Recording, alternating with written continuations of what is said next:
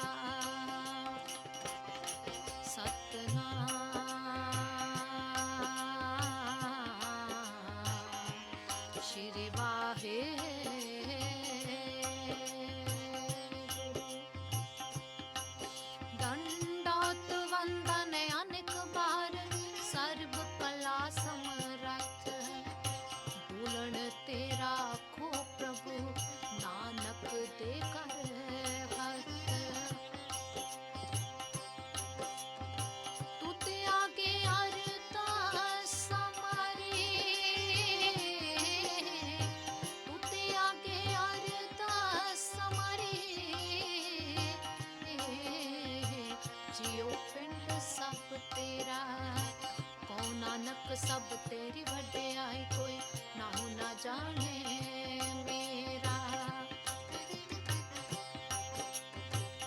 आदि गुरु नमः जुगाद गुरु नमः ओ सतगुरु नमः श्री गुरुदेव नमः।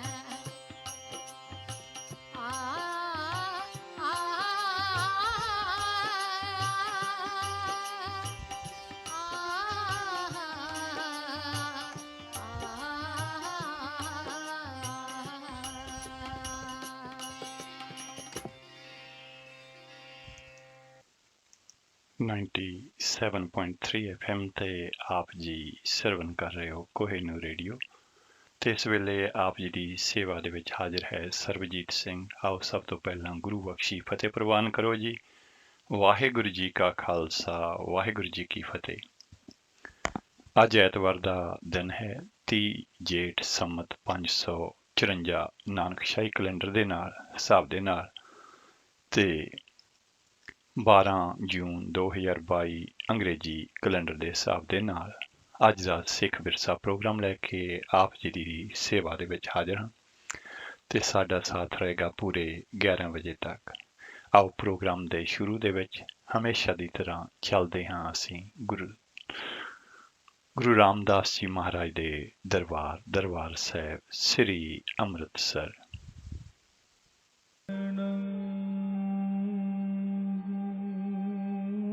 दुख हरणं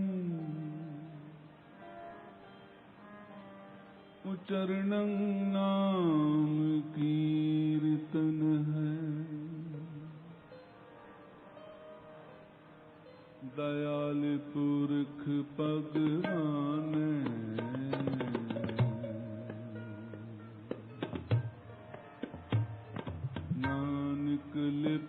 न माया पावे बलंदड़ी बुझ गई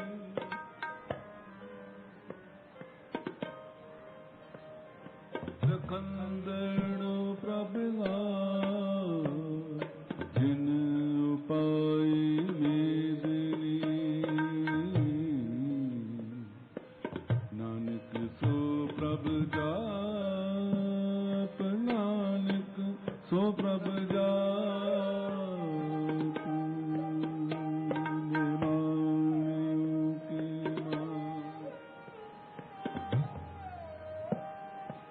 ताणियों के ताण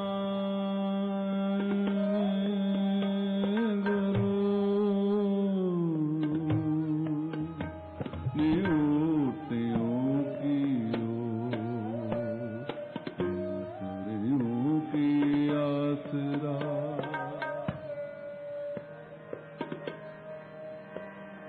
तन तन साहिब श्री गुरु रामदास साहिब जियो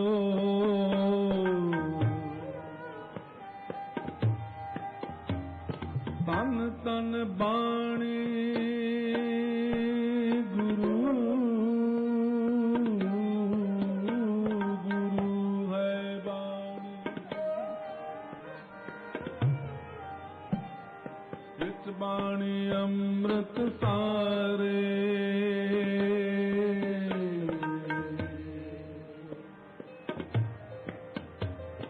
गुरबाणी का है सेवक जन मान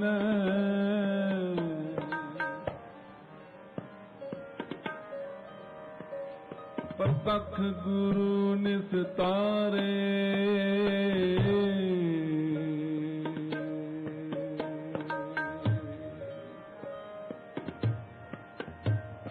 गुरबाणी का है सेवक जन माने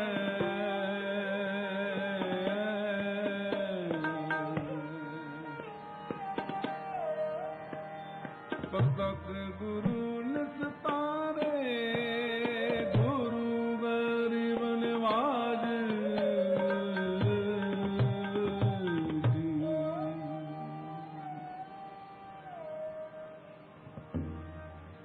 हर जस रे मना गाइले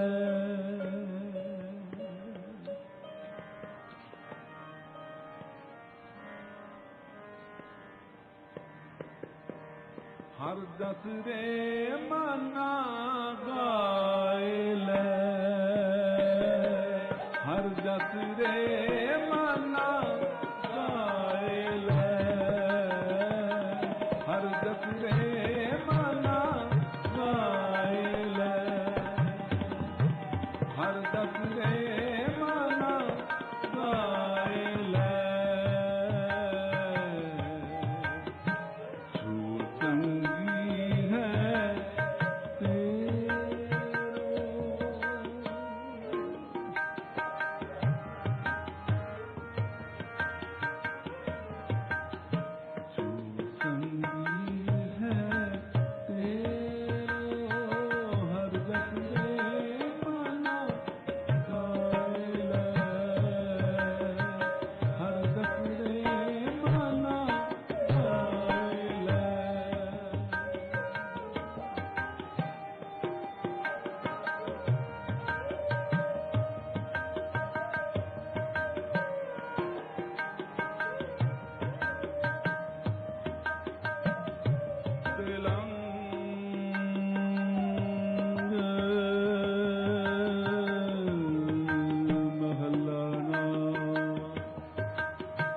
हर जस रे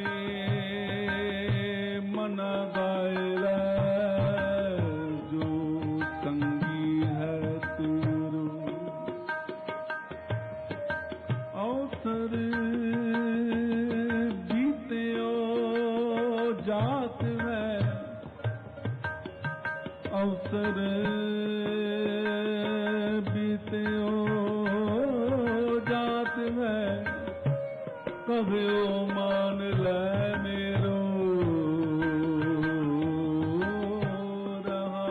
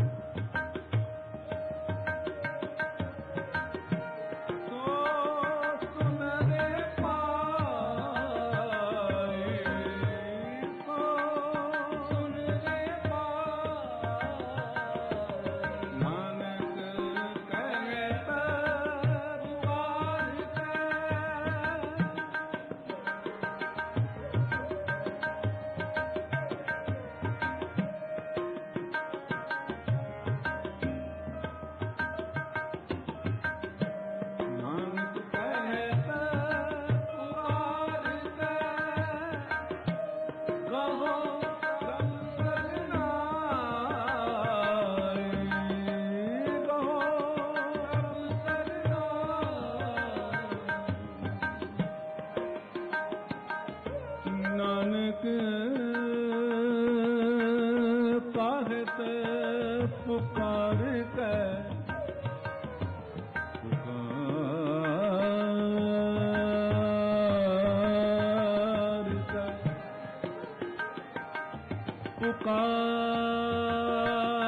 ਕੇ ਪੁਕਾਰ ਕੇ ਨਾਨਕ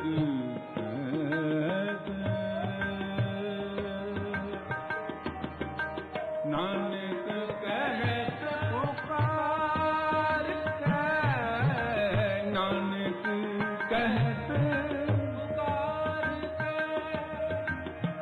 ਰਹੋ ਪ੍ਰਭ ਸਰਨਾਈ ਰਹੋ ਪ੍ਰਭ ਸਰਨਾਈ ਹਰ ਦਸਰੇ ਮਨਾ ਗਾਏ ਲੈ ਹਰ ਦਸਰੇ ਮਨਾ ਗਾਏ ਲੈ ਹਰ ਦਸਰੇ ਮਨਾ ਗਾਏ ਲੈ ਜੋ ਸੰਗੀ ਹੈ ਤੇਰੋ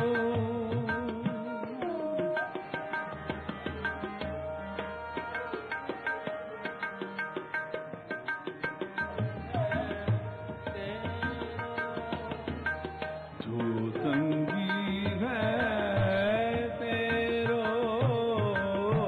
ਜੋ ਸੰਗੀ ਹੈ ਹਰ ਦਸਰੇ ਮਨਾ ਗਾਏ ਲੈ ਹਰ ਦਸਰੇ ਮਨਾ ਗਾਏ ਲੈ ਗਾਏ ਲੈ ਗਾਏ ਲੈ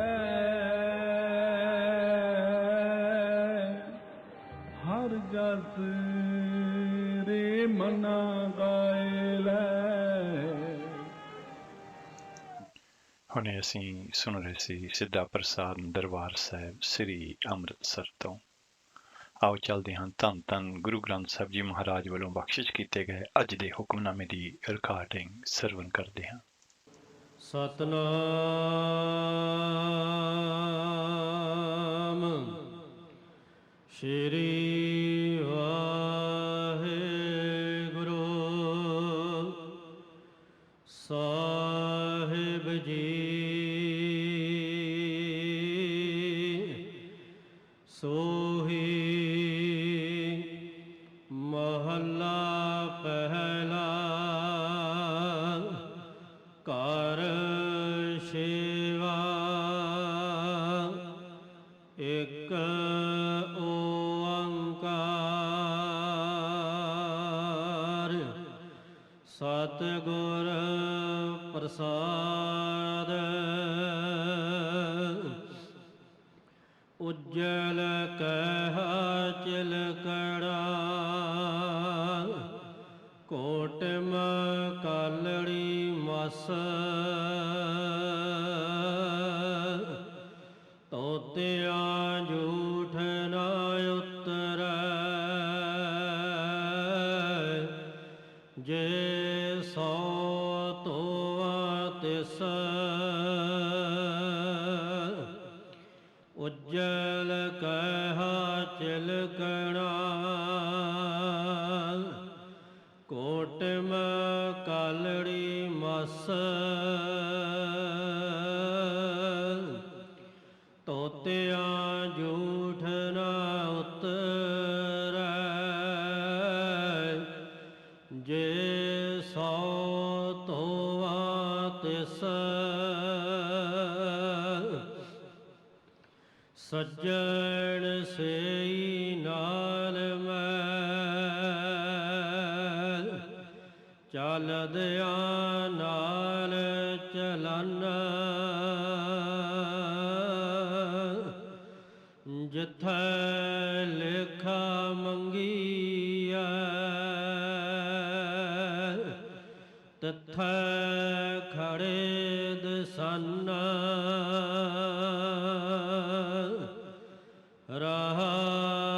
ਰਹਾਉ ਕੋਠੇ ਮੰਡਪ ਮਾੜੀਆ ਪਾਸਹੁ ਚਿਤਵੀ ਆਹ ਟਠਿਆ ਕਮ ਨ ਆਵਨੀ ਵਿੱਚ ਹੋ ਸਖਣੀ ਆਹ ਬੱਗਾ ਬੱਗੇ ਕਪੜੇ ਤੀਰਥ ਮੰਜ ਵਸਨ ਕੋਟ ਕੋਟ ਜੀਆ ਖਾਵਣੇ ਬੱਗੇ ਨਾ ਕਹੀ ਅੰਨ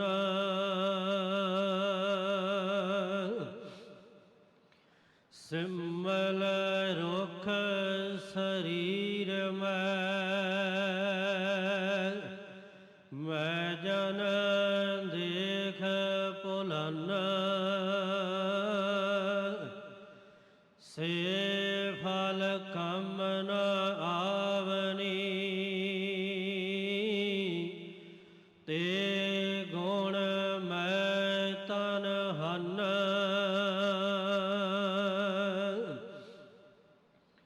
ਅੰਦੁਲ ਭਾਰ ਉਠਾਇਆ ਡੂਗਰ ਵਾਟ ਬਹੁਤ ਅੱਖੀ ਲੋੜੀ ਨਾਲ ਹਉ ਚੜ ਲੰਘਾ ਕਿਤ ਚਾਕਰੀਆ ਚੰਗਿਆਈ ਆਵਰ ਸਿਆਣਪ ਕਿਤ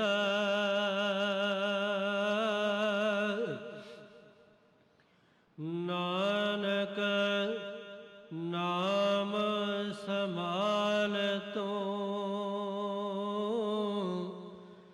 ਬੱਧਾ ਛੁਟਹਿ ਜਿਤ ਚਾਕਰੀਆ ਚੰਗਿਆਈ ਆਵਰ ਸਿਆਣਪ ਕਿਤ ਨਾਨਕ ਨਾਮ ਸਮਾਲ ਤੂੰ ਬੱਧਾ ਛੁਟਹਿ ਜਿਤ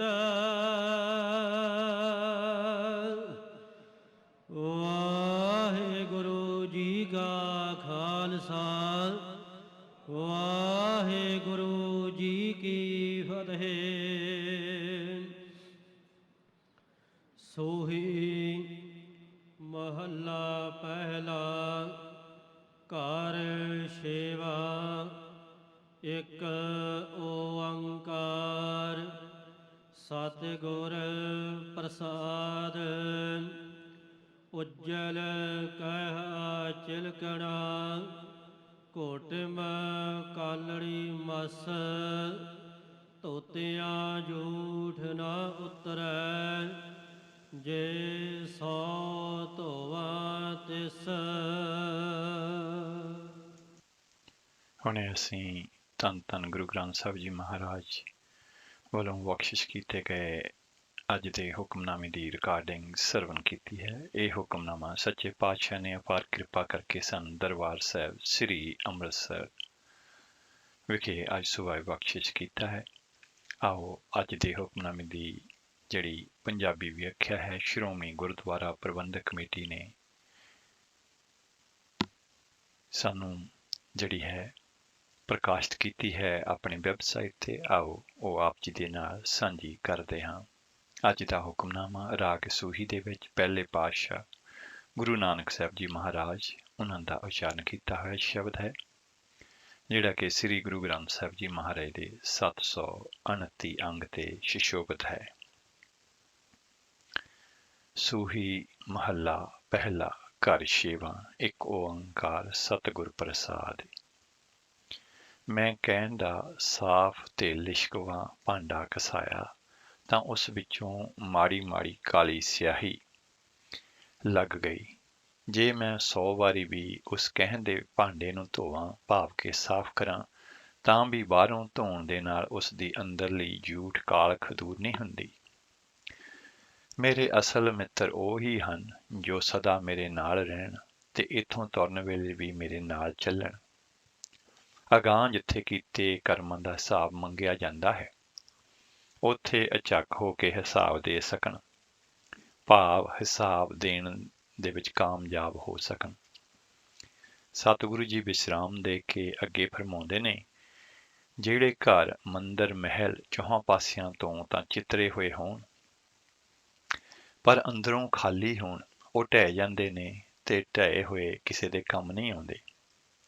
ਬਗਲਿਆਂ ਦੇ ਚਿੱਟੇ ਖੰਭ ਹੁੰਦੇ ਨੇ, ਵੱਸਦੇ ਵੀ ਉਹ ਤੀਰਥਾਂ ਉੱਤੇ ਹੀ ਹਨ, ਪਰ ਜੀਆਂ ਨੂੰ ਗਲੋਂ ਘੁੱਟ ਕੇ ਖਾ ਜਾਣ ਮਗਰੋਂ ਅੰਦਰੋਂ ਸਾਫ਼ ਸੁਥਰੇ ਨਹੀਂ ਆਖੇ ਜਾ ਸਕਦੇ। ਜਿਵੇਂ ਸਿੰਬਲ ਦਾ ਰੁੱਖ ਹੈ ਤਿਵੇਂ ਮੇਰਾ ਸਰੀਰ ਹੈ। ਸਿੰਬਲ ਦੇ ਫਲਾਂ ਨੂੰ ਵੇਖ ਕੇ ਤੋਤਾ ਭੁਲੇਖਾ ਖਾ ਜਾਂਦਾ ਹੈ। ਸਿੰਬਲ ਦੇ ਉਹ ਫਲ ਤੋਤੇ ਦੇ ਕੰਮ ਨਹੀਂ ਆਉਂਦੇ। ਉਹੋ ਜਿਹੇ ਹੀ ਗੁਣ ਮੇਰੇ ਸਰੀਰ ਦੇ ਵਿੱਚ ਹਨ। ਮੈਂ ਅੰਨੇ ਨੇ ਸਿਰ ਉੱਤੇ ਵਕਾਰਾਂ ਦਾ ਭਾਰ ਚੁੱਕਿਆ ਹੋਇਆ ਹੈ। ਅਗਾਂਹ ਮੇਰਾ ਜੀਵਨ ਪੰਧ ਬੜਾ ਪਹਾੜੀ ਰਸਤਾ ਹੈ। ਅੱਖਾਂ ਨਾਲ ਭਾਲਿਆਂ ਵੀ ਮੈਂ ਰਾਹ ਖਹਿੜਾ ਲੱਭ ਨਹੀਂ ਸਕਦਾ, ਕਿਉਂਕਿ ਅੱਖਾਂ ਹੀ ਨਹੀਂ ਹਨ। ਇਸ ਹਾਲਤ ਦੇ ਵਿੱਚ ਕਿਸ ਤਰੀਕੇ ਦੇ ਨਾਲ ਇਸ ਪਹਾੜੀ ਤੇ ਚੜ੍ਹ ਕੇ ਮੈਂ ਪਾਰ ਲੰਘਾਂ। ਹੇ ਨਾਨਕ, ਪਹਾੜੀ ਰਸਤੇ ਵਰਗੇ ਵਿਖੜੇ ਜੀਵਨ ਪੰਧ ਦੇ ਵਿੱਚੋਂ ਪਾਰ ਲੰਘਣ ਲਈ ਦੁਨੀਆ ਦੇ ਲੋਕਾਂ ਦੀਆਂ ਖੁਸ਼ਾਮਦਾਂ, ਲੋਕ ਵਿਖਾਵੇ ਤੇ ਚਲਾਕੀਆਂ ਕਿਸੇ ਕੰਮ ਨਹੀਂ ਆ ਸਕਦੀਆਂ। ਪਰਮਾਤਮਾ ਦਾ ਨਾਮ ਆਪਣੇ ਹਿਰਦੇ ਦੇ ਵਿੱਚ ਸਾਂਭ ਕੇ ਰੱਖ। ਮਾਇਆ ਦੇ ਮੋਹ ਦੇ ਵਿੱਚ ਬੱਝਾ ਹੋਇਆ ਤੂੰ ਇਸ ਨਾਮ ਸਿਮਰਨ ਦੇ ਰਾਹੀਂ ਹੀ ਮੋਹ ਦੇ ਬੰਧਨਾਂ ਤੋਂ ਖਲਾਸੀ ਪਾ ਸਕੇਗਾ। ਇਹ ਸੀ ਅੱਜ ਦੇ ਹੁਕਮਨਾਮੇ ਦੀ ਪੰਜਾਬੀ ਵਿਆਖਿਆ। ਆਓ ਇੱਕ ਸ਼ਬਦ ਸਰਵਣ ਕਰਦੇ ਹਾਂ ਰਾਗ ਸੂਹੀ ਦੇ ਵਿੱਚ।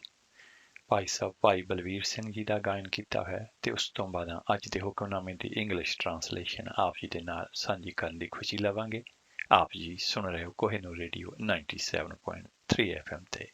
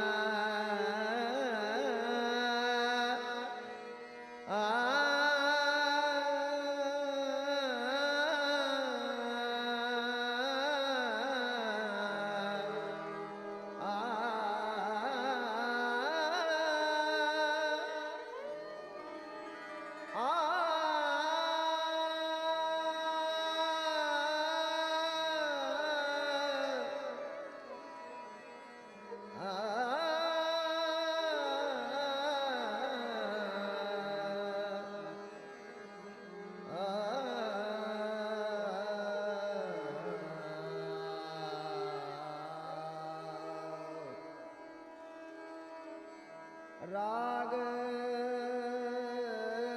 ਸੂਹੀ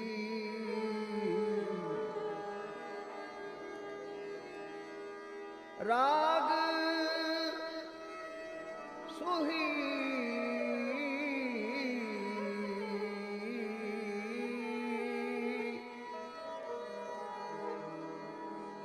ਸ਼ਲੋਕ ਮਹੱਲਾ ਦੂਜਾ ਪੌੜੀ ਹੋ ਕਿਆ ਸਲਾਹੀ ਕਿਰਮ ਜੰਤ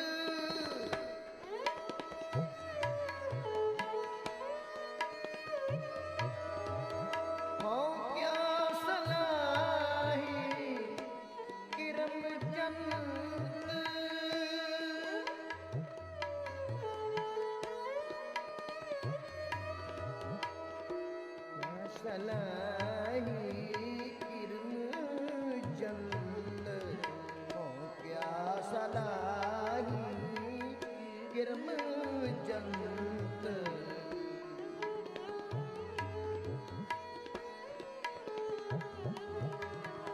ਹੋ ਕਿਆ ਸਲਾਹੀ ਕਿਰਨ ਜੰਤ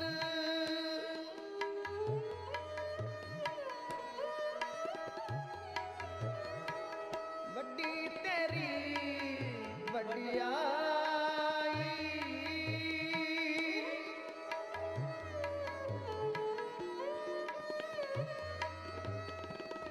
ਵੱਡੀ ਤੇਰੀ ਵਡਿਆਈ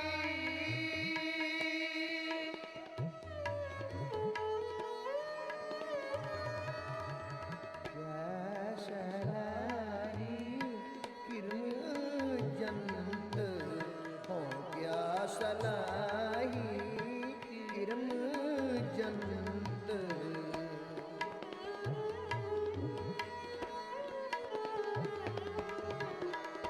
ਤੂੰ ਅਗਮ ਦਇਆਲ ਅਗਮ ਹੈ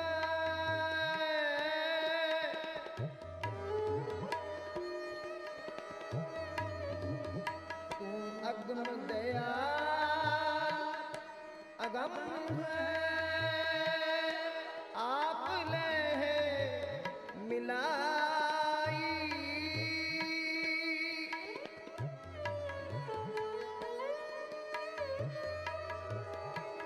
ਆਪ ਲੈ ਮਿਲਾਹੀ ਕਿਆ ਸਲਾਹੀ ਕਿਰਨ ਜੰਤ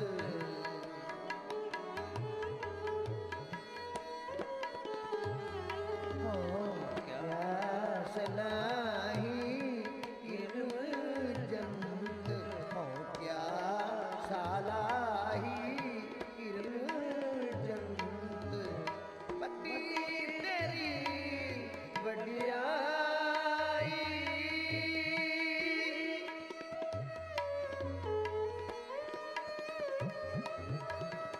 ਵੱਡੀ ਤੇਰੀ ਵਡਿਆਈ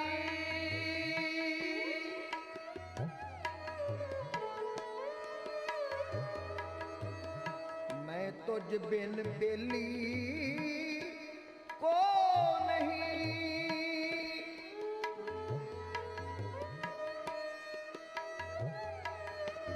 मैं तुझ बिन बेली को नहीं तू अंत सखाई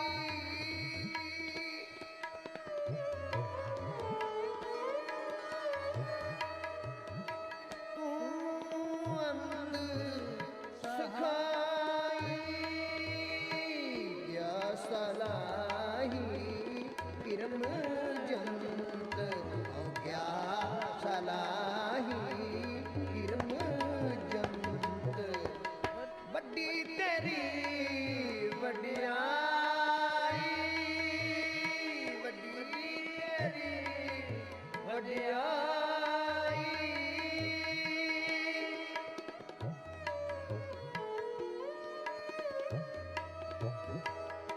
ਜੋ ਤੇਰੀ ਸਰਨਾਗਤੀ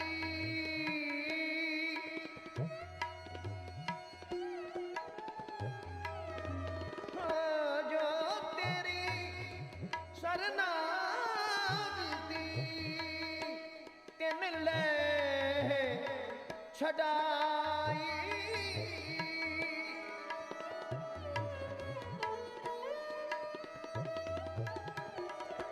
ਤਿਨ ਲੈ ਛਡਾਈ ਹੋ ਕਿਆ ਸਲਾਹੀ ਕਿਰਨ ਜੰਤ ਕਿਆ ਸਲਾਹੀ ਕਿਰਨ ਜੰਤ ਵੱਡੀ ਤੇਰੀ ਵਡਿਆਈ ਵੱਡੀ ਤੇਰੀ ਵਡਿਆਈ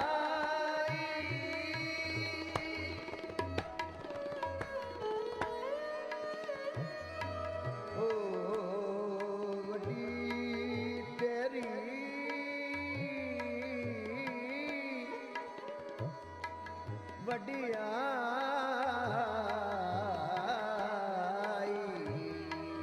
ਹਉ ਕਿਆ ਸਲਾਹੀ ਕਿਰਨ ਜੰਤ ਹਉ ਕਿਆ ਸਲਾਹੀ ਕਿਰਨ ਜੰਤ ਵੱਡੀ ਤੇਰੀ ਵਡਿਆਈ ਵੱਡੀ ਤੇਰੀ ਵਡਿਆਈ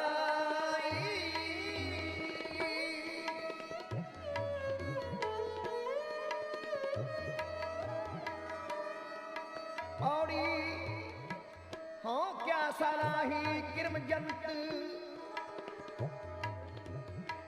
ਵੱਡੀ ਤੇਰੀ ਵਡਿਆਈ ਤੂੰ ਅਗਮ ਦਇਆਲ ਅਗੰਮ ਹੈ ਆਪ ਲਹਿ ਮਿਲਾਈ ਮੈਂ ਤੁਝ ਬਿਨ ਬੇਲੀ ਕੋ ਨਹੀਂ ਤੂੰ ਅੰਤ ਸਖਾਈ ਜੋ ਤੇਰੀ शरणागति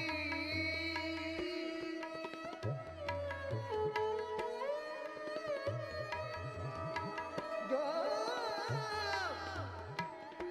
तेरी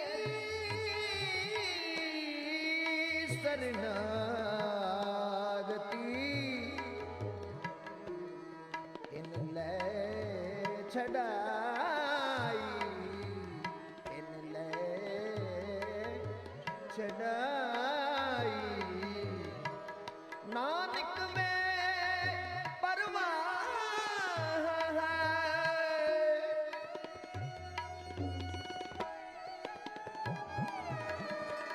नानक में परवाह है तिस तिल ना तमाई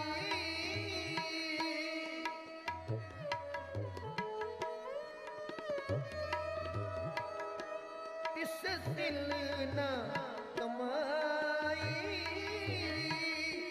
तिस तिल ना तमाई हों क्या सलाही किरम जंत हों क्या सलाही किरम जंत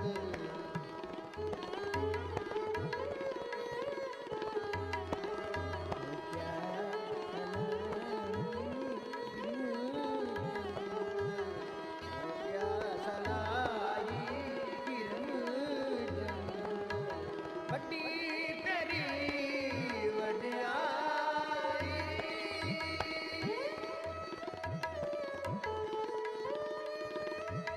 ਆ ਵੱਡੀ ਤੇਰੀ ਵਡਿਆਈ ਵੱਡੀ ਤੇਰੀ ਵਡਿਆਈ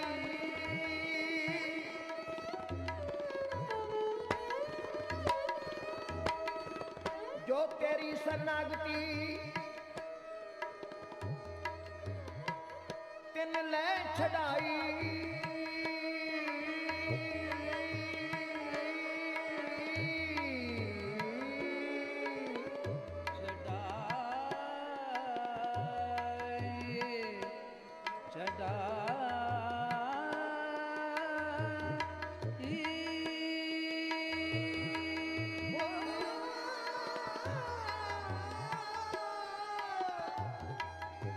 जो तेरी शरणागति तिन ले छड़ाई नानक वे परवाह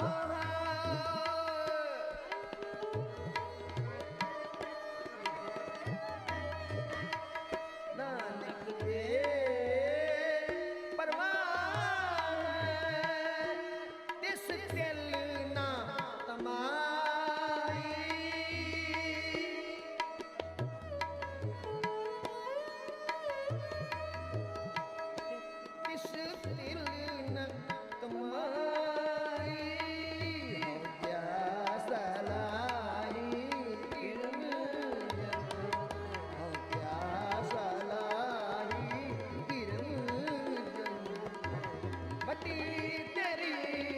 ਵਡਿਆਈ ਵੱਡੀ ਤੇਰੀ ਵਡਿਆਈ ਵੱਡੀ ਤੇਰੀ ਵਡਿਆਈ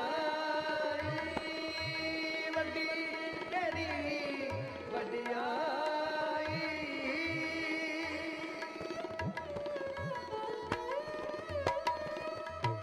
ਤੂੰ ਅਗਮ ਦਇਆਲ ਅਗੰਮ ਹੈ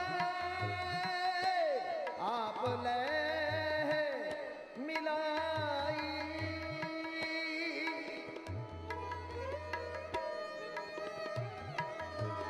ਤੂੰ ਅਗਮ ਦਇਆਲ ਅਗੰਮ ਹੈ ਆਪ ਲੈ ਮਿਲਾਈ ਕਿਆ ਸਲਾਈ ਕਿਰਨ ਜੰਤ ਕਿਆ ਸਲਾਈ ਕਿਰਨ ਜੰਤ ਵੱਡੀ ਤੇਰੀ ਵਡਿਆਈ ਵੱਡੀ ਤੇਰੀ ਵਡਿਆਈ ਵੱਡੀ ਤੇਰੀ ਵਡਿਆਈ ਵੱਡੀ ਤੇਰੀ ਵਡਿਆਈ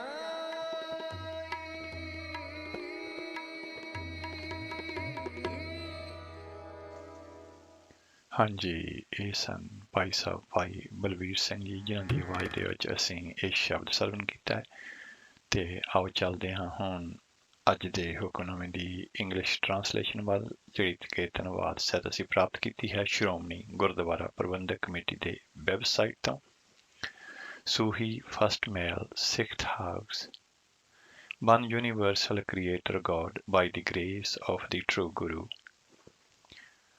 Bronze is bright and shiny, but when it's rubbed, its blackness appears. Washing it, its impurity is not removed, even if it is washed 100 times. They alone are my friends who travel along with me, and in that place where the accounts are called for. They appear standing with me. Pause. There are houses, mansions, and tall buildings painted on all sides, but they are empty within, and they crumble like useless ruins. The herons, in their white feathers, dwell in the sacred shrines of pilgrimage.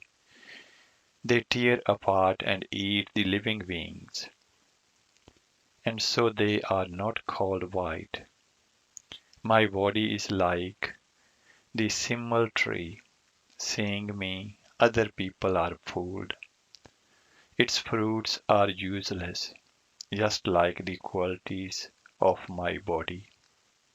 The blind man is carrying such a heavy load, and his journey through the mountains is so long.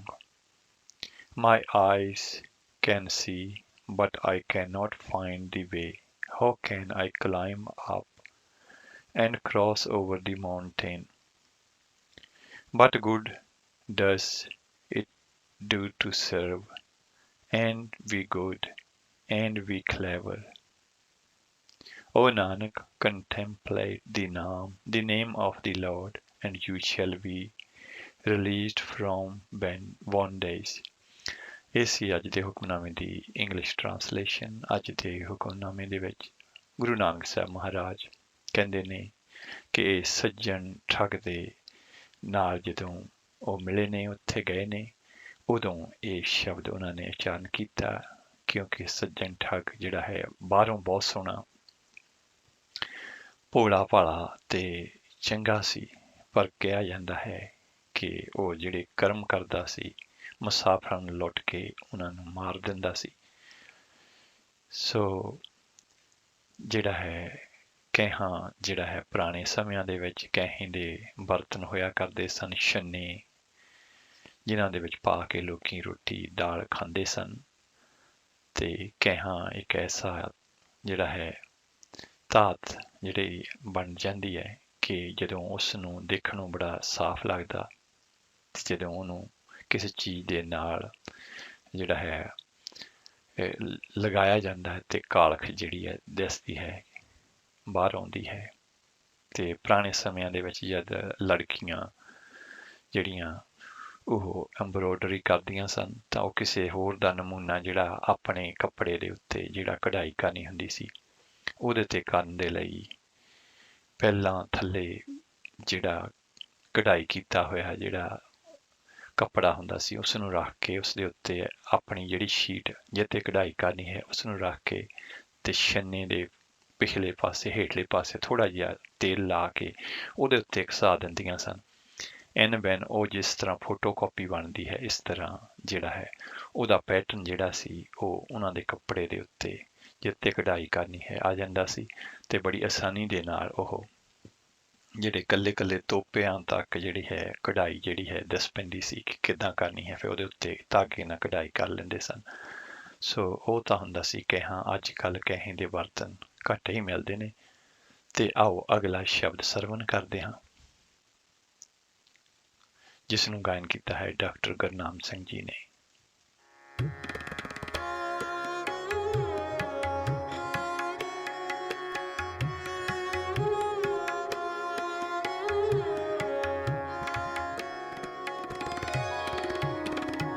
ਗੁਰ ਸੰਤ ਜਨੋ ਪਿਆਰਾ ਮੈਂ ਮਿਲਿਆ,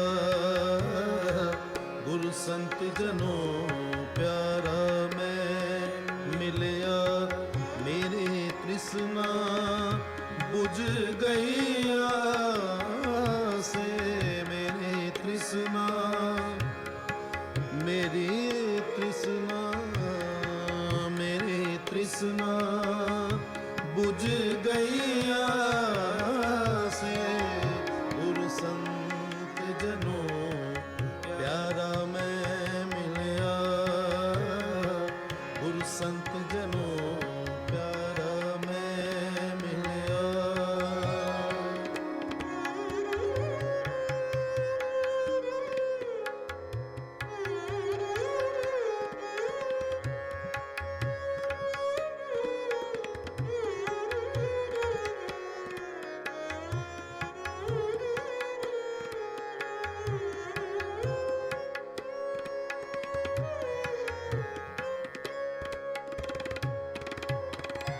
ਹਉ ਮਨ ਤਨ ਦੇਵਾ ਸਤਿਗੁਰੈ, ਹਉ ਮਨ ਤਨ ਦੇਵਾ ਸਤਿਗੁਰੈ, ਮੈਂ ਮਿਲੇ ਪ੍ਰਭ ਗੁਣ ਦਾਸੇ, ਮੈਂ ਮਿਲੇ ਪ੍ਰਭ ਗੁਣ ਦਾਸੇ, ਗੁਰ ਸੰਤ ਜਨੋ ਪਿਆਰਾ ਮੈਂ ਮਿਲਿਆ, ਗੁਰ ਸੰਤ ਜਨੋ ਪਿਆਰਾ ਮੈਂ ਮਿਲਿਆ, ਮੇਰੀ ਤ੍ਰਿਸ਼ਨਾ ਬੁਝ ਗਈਆ ਸੇ, ਮੇਰੀ ਤ੍ਰਿਸ਼ਨਾ, ਮੇਰੀ ਤ੍ਰਿਸ਼ਨਾ ਬੁਝ ਗਈਆ ਸੇ, ਗੁਰ ਸੰਤ ਜਨੋ ਪਿਆਰਾ ਮੈਂ ਮਿਲਿਆ, ਗੁਰ ਸੰਤ ਜਨੋ ਪਿਆਰਾ ਮੈਂ ਮਿਲਿਆ।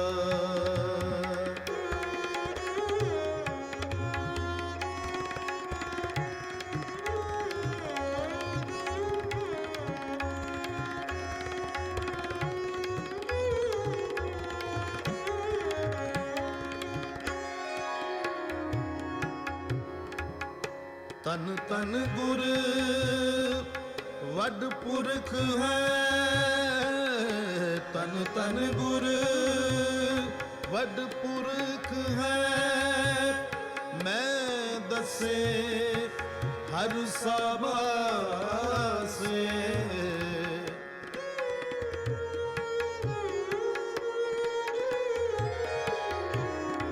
ਮੈਂ ਦੱਸੇ ਹਰ ਸਾਵਾਸੇ, ਗੁਰ ਸੰਤ ਜਨੋ ਪਿਆਰਾ ਮੈਂ ਮਿਲਿਆ, ਗੁਰ ਸੰਤ जनों प्यारा मैं मिलिया मेरे तृष्णा बुझ गईया से मेरी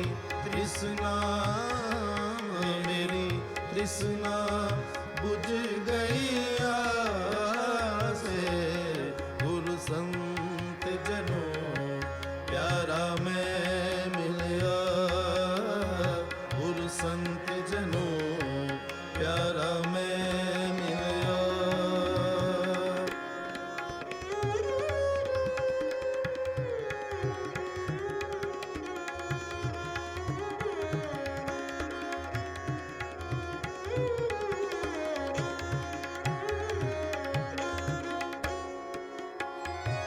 गुरु संत जनों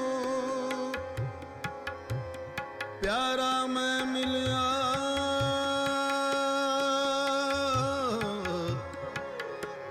भाग हुआ गुरु संत मिलाया प्रभु अविनाशी कर मैं पाया सेव करी पल चसा न विछुड़ा जन नानक दास तुम्हारे जियो पाली जीव कोल कुमाई जन नानक दास तुम्हारे जियो बड़ पागी हर पाया वड पागी हर पाया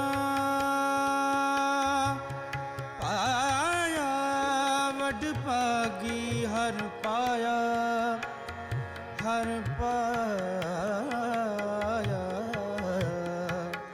वड पागी हर पाया वड पागी हर पाया जन नानक नाम विगासे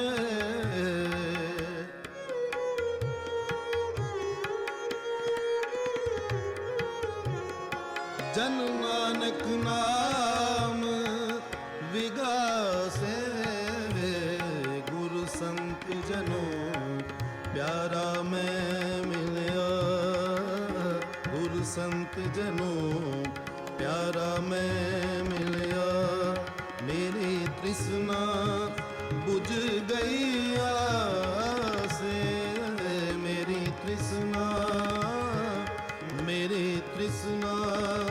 बुझ गईया से गुरु संत जनों प्यारा मैं मिलिया गुरु संत जनों प्यारा मैं मिलिया गुरु संत जनों गुरु संत जनों गुरु संत जनों प्यारा मैं मिलिया।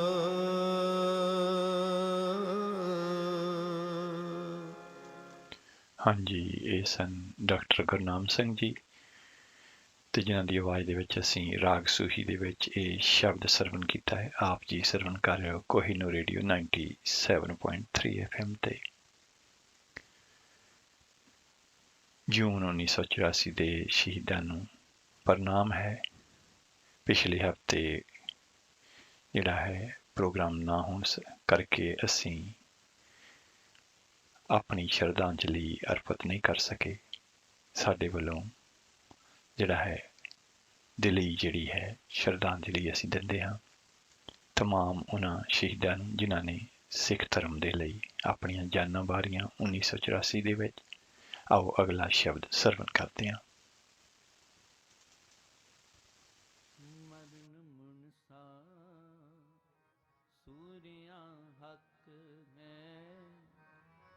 ਮਰਨ ਮੁਨਸਾ ਸੂਰਿਆ ਹੱਕ ਹੈ ਮਰਨ ਮੁਨਸਾ ਸੂਰਿਆ ਹੱਕ ਹੈ ਮਰਨ ਮੁਨਸਾ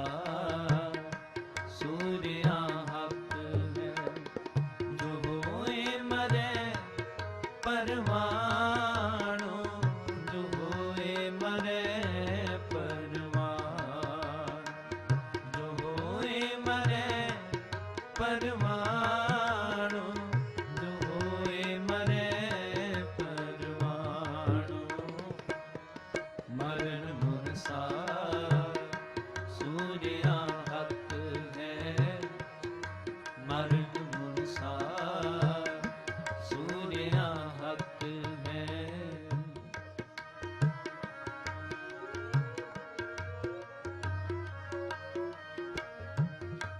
मरण मुरसा सूर्या हत है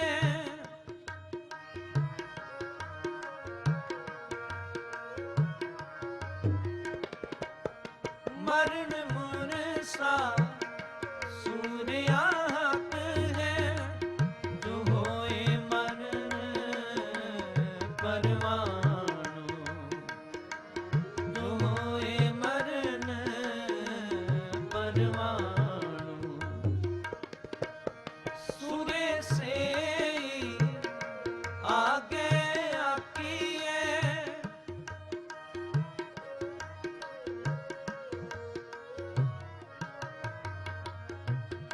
सूर्य से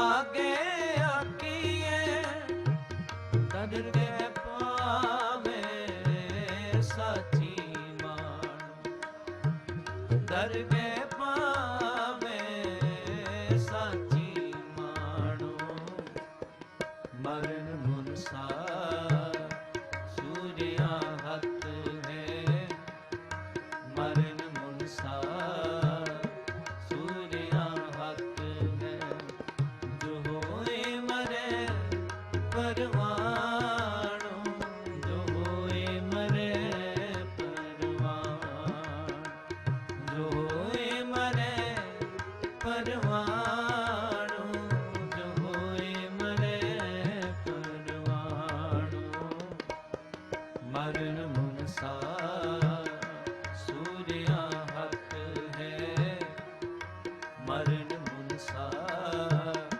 सूर्या हत है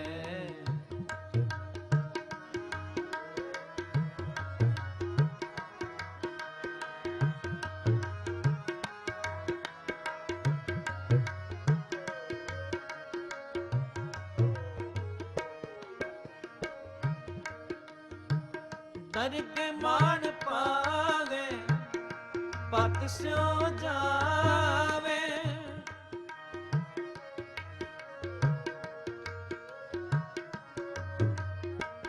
दर के मान पावे पत स्यो जावे आगे दुख न लागे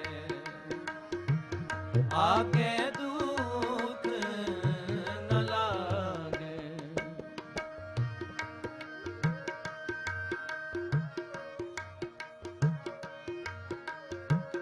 कर एक ते आवे तां फल पावे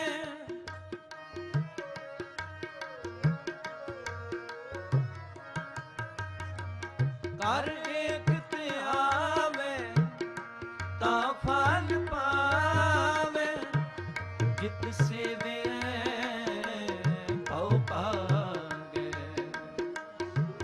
जित सेवे भव पागे मरण मुरसा सूर्या हत है मरण मुरसा सूर्या हत है जो होए मरे परमाणु जो होए मरे परमाणु जो होए मरे परमाणु जो होए मरे परमाणु मरण मुरसा सूर्या हत है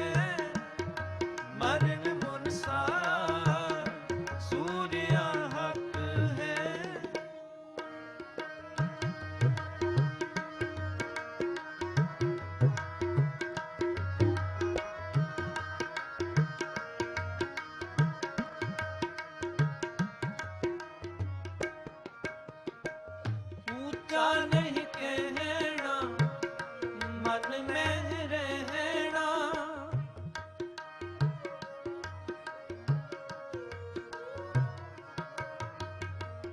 ऊंचा नहीं कहना, मन में रहना, आपे जाने जानो, आपे जाने जानो, मरण मुनसा सूर्या हक है,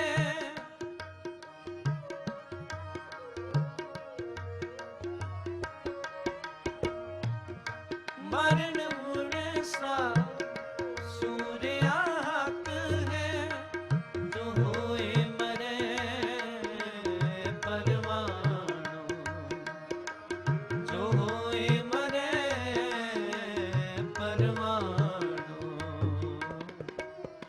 मरण मुनसा सूर्या हक है, मरण मुनसा सूर्या हक है, जो होए मरे परवानो, जो होए मरे परवानो, जो होए मरे परवानो, जो होए मरे परवानो, मरण मुनसा सूर्या हक है, मरण मुनसा सूर्या हक है, मरण मुनसा सूर्या हक है,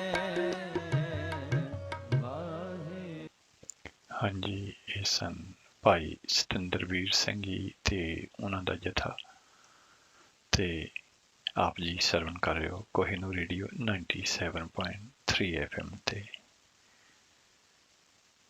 ਪਿਛਲੇ ਹਫਤੇ ਤੋਂ ਪਿਛਲੇ ਪ੍ਰੋਗਰਾਮ ਦੇ ਵਿੱਚ ਅਸੀਂ ਇੱਕ ਲੜੀ ਸ਼ੁਰੂ ਕੀਤੀ ਸੀ। ਸਿੱਖ ਸਿਧਾਂਤ ਬਾਬਾ ਇਕਬਾਲ ਸਿੰਘ ਜੀ ਗੁਰਦੁਆਰਾ ਬੜੂ ਸਾਹਿਬ ਵਾਲਿਆਂ ਦੇ ਲਿਖੇ ਹੋਏ ਸ਼ਬਦ, ਸਿੱਖ ਮਾਸ ਕਿਉਂ ਖਾਵੇ, ਤੇ ਉਸੇ ਹੀ ਲੜੀ ਨੂੰ ਅੱਗੇ ਵਧਾਵਾਂਗੇ ਅੱਜ। ਆਓ ਉਸ ਤੋਂ ਪਹਿਲਾਂ ਇੱਕ ਸ਼ਬਦ ਸਰਵਣ ਕਰਦੇ ਹਾਂ, ਤੇ ਅਗਰ ਆਪ ਜੀ ਨੇ ਲੜੀ ਜੋੜਨੀ ਹੋਵੇ ਤੇ ਪਿਛਲਾ ਪ੍ਰੋਗਰਾਮ ਜਿਹੜਾ YouTube ਤੇ 29 ਮਈ 2022 ਦਾ ਸਿੱਖ ਵਿਰਸਾ ਪ੍ਰੋਗਰਾਮ 29 ਮਈ 2022 ਗੂਗਲ ਤੇ ਸਰਚ ਕੀਤਿਆਂ ਮਿਲ ਜਾਏਗਾ, ਤੇ ਆਪ ਜੀ ਲੜੀ ਜੋੜ ਸਕਦੇ ਹੋ। ਪਿਛਲੇ ਉਸ ਪ੍ਰੋਗਰਾਮ ਦੇ ਵਿੱਚ ਜਿਹੜਾ ਬਾਬਾ ਇਕਬਾਲ ਸਿੰਘ ਜੀ ਨੇ ਇਹਦੀ ਭੂਮਿਕਾ, ਇਸ ਵਿਸ਼ੇ ਦੇ ਵਿੱਚ ਜਿਹੜੀ ਭੂਮਿਕਾ ਦਿੱਤੀ ਸੀ ਕਿ ਕਿਵੇਂ ਜਿਹੜਾ ਪਰਾਇਆ ਹੱਕ ਖਾਣਾ ਉਹ ਮਾੜਾ ਹੈ, ਤੇ ਜਿਹੜਾ ਕੁੱਠਾ ਹੈ ਉਹਦਾ ਕੀ ਮਤਲਬ ਹੈ, ਉਹਦੇ ਬਾਰੇ ਜਿਹੜੀ ਹੈ ਵਿਚਾਰਾਂ ਜਿਹੜੀਆਂ ਦਿੱਤੀਆਂ ਸਨ, ਜਿਹੜੀਆਂ ਕਿ ਅਸੀਂ ਆਪ ਜੀ ਦੇ ਨਾਲ ਸਾਂਝੀਆਂ ਕੀਤੀਆਂ ਸਨ।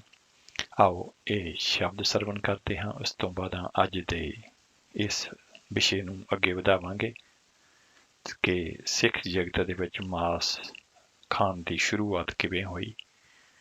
ਆਓ ਸੁਣਦੇ ਹਾਂ ਉਸ ਤੋਂ ਪਹਿਲਾਂ ਇਹ ਸ਼ਬਦ। ਸੁਣ ਵਡ ਭਾਗਿਆ ਹਰ ਅੰਮ੍ਰਿਤ ਬਾਣੀ ਰਾਮ, सुन बड़ पागिया हर अमृत बाणी राम, ਸੁਣ ਵਡ ਭਾਗਿਆ ਹਰ ਅੰਮ੍ਰਿਤ ਬਾਣੀ ਰਾਮ, सुन बड़ पागिया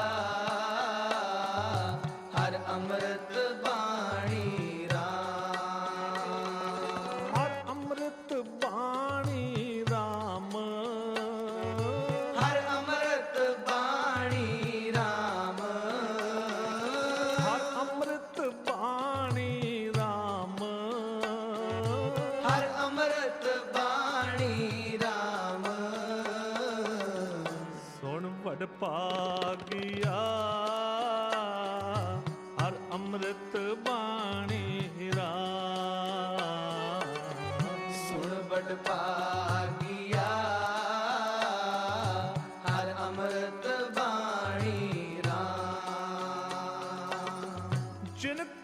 ਕਰਮ ਲਿਖੀ ਤਿਸ ਹਿਰਦੈ ਸਮਾਣੀ ਰਾਮ। ਜਿनको ਕਰਮ ਲਿਖੀ ਤਿਸ ਹਿਰਦੈ ਸਮਾਣੀ ਰਾਮ। ਜਿਨ ਕੋ ਕਰਮ ਲਿਖੀ ਤਿਸ ਹਿਰਦੈ ਸਮਾਣੀ ਰਾਮ। ਜਿनको ਕਰਮ ਲਿਖੀ ਤਿਸ ਹਿਰਦੈ ਸਮਾਣੀ ਰਾਮ। ਤਿਸ ਹਿਰਦੈ ਸਮਾਣੀ ਰਾਮ। ਸੁਣ ਬੜ ਭਾਗਿਆ ਹਰ ਅੰਮ੍ਰਿਤ ਬਾਣੀ ਰਾਮ। ਸੁਣ ਬੜ ਭਾਗਿਆ ਹਰ ਅੰਮ੍ਰਿਤ ਬਾਣੀ ਰਾਮ।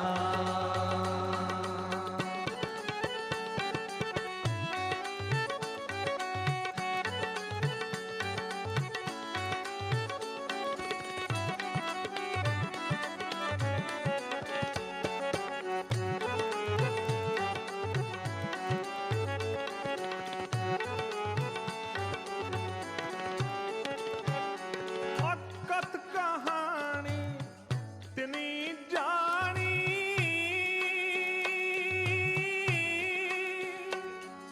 ਜਿਸ ਆਪ ਪ੍ਰਭ ਕਿਰਪਾ ਕਰੇ।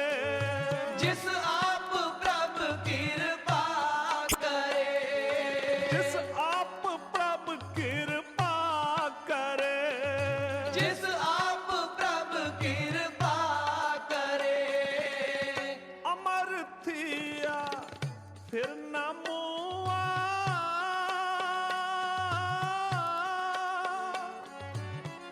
ਕਲ ਕਲੇ ਸਾ ਦੁਖ ਹਰੇ। ਕਲ ਕਲੇਸਾ ਦੁਖ ਹਰੇ। ਕਲ ਕਲੇ ਸਾ ਦੁਖ ਹਰੇ। ਕਲ ਕਲੇਸਾ ਦੁਖ ਹਰੇ। ਕਲ ਕਲੇ ਸਾ ਦੁਖ ਹਰੇ।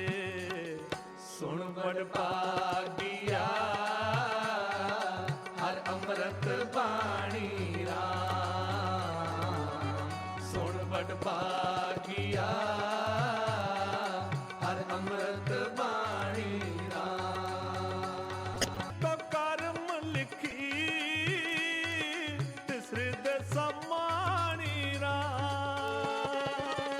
ਜਿनको ਕਰਮ ਲਿਖੀ ਤਿਸ ਹਿਰਦੈ ਸਮਾਣੀ ਰਾਮ। ਜਿਨ ਕੋ ਕਰਮ ਲਿਖੀ ਤਿਸ ਹਿਰਦੈ ਸਮਾਣੀ ਰਾਮ। ਜਿनको ਕਰਮ ਲਿਖੀ ਤਿਸ ਹਿਰਦੈ ਸਮਾਣੀ ਰਾਮ। ਤਿਸ ਹਿਰਦੈ ਸਮਾਣੀ ਰਾਮ। ਸੁਣ ਬੜ ਭਾਗਿਆ ਹਰ ਅੰਮ੍ਰਿਤ ਬਾਣੀ ਰਾਮ। ਸੁਣ ਬੜ ਭਾਗਿਆ ਹਰ ਅੰਮ੍ਰਿਤ ਬਾਣੀ ਰਾਮ।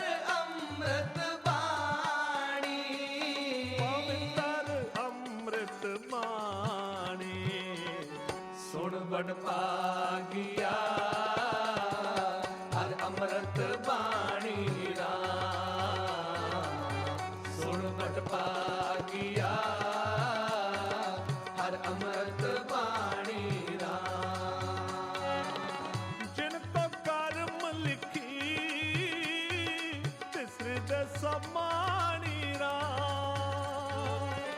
जिनको कर्म लिखी तिस हृदय समाणी राम। ਜਿਨ ਕੋ ਕਰਮ ਲਿਖੀ ਤਿਸ ਹਿਰਦੈ ਸਮਾਣੀ ਰਾਮ। जिनको कर्म लिखी तिस हृदय समाणी राम। ਤਿਸ ਹਿਰਦੈ ਸਮਾਣੀ ਰਾਮ। सुन बड़ भागिया हर अमृत बाणी राम। सुन बड़ भागिया हर अमृत बाणी राम। हर अमृत बाणी राम। हर अमृत बाणी राम। 97.3 FM ਤੇ ਆਪ ਜੀ ਸਰਵਨ ਕਰ ਰਹੇ ਹੋ ਕੋਹਿਨੂਰ ਰੇਡੀਓ ਤੇ ਇਸ ਵੇਲੇ ਸੁਣ ਰਹੇ ਹੋ ਪ੍ਰੋਗਰਾਮ ਸਿੱਖ ਵਿਰਸਾ ਤੇ ਸਾਡਾ ਸਾਥ ਰਹੇਗਾ ਪੂਰੇ 11 ਵਜੇ ਤੱਕ ਤੇ 11 ਵਜੇ ਚੱਲਾਂਗੇ ਅਸੀਂ ਗੁਰਦੁਆਰਾ ਗੁਰੂ ਤੇਗ ਬਹਾਦਰ ਸਾਹਿਬ ਜਿੱਥੋਂ ਆਪ ਜੀ ਸਿੱਧਾ ਪ੍ਰਸਾਰਣ ਸਰਵਨ ਕਰੋਗੇ। ਤੇ ਆਓ ਚੱਲਦੇ ਹਾਂ ਅੱਜ ਦੇ ਲੇਖ ਵੱਲ।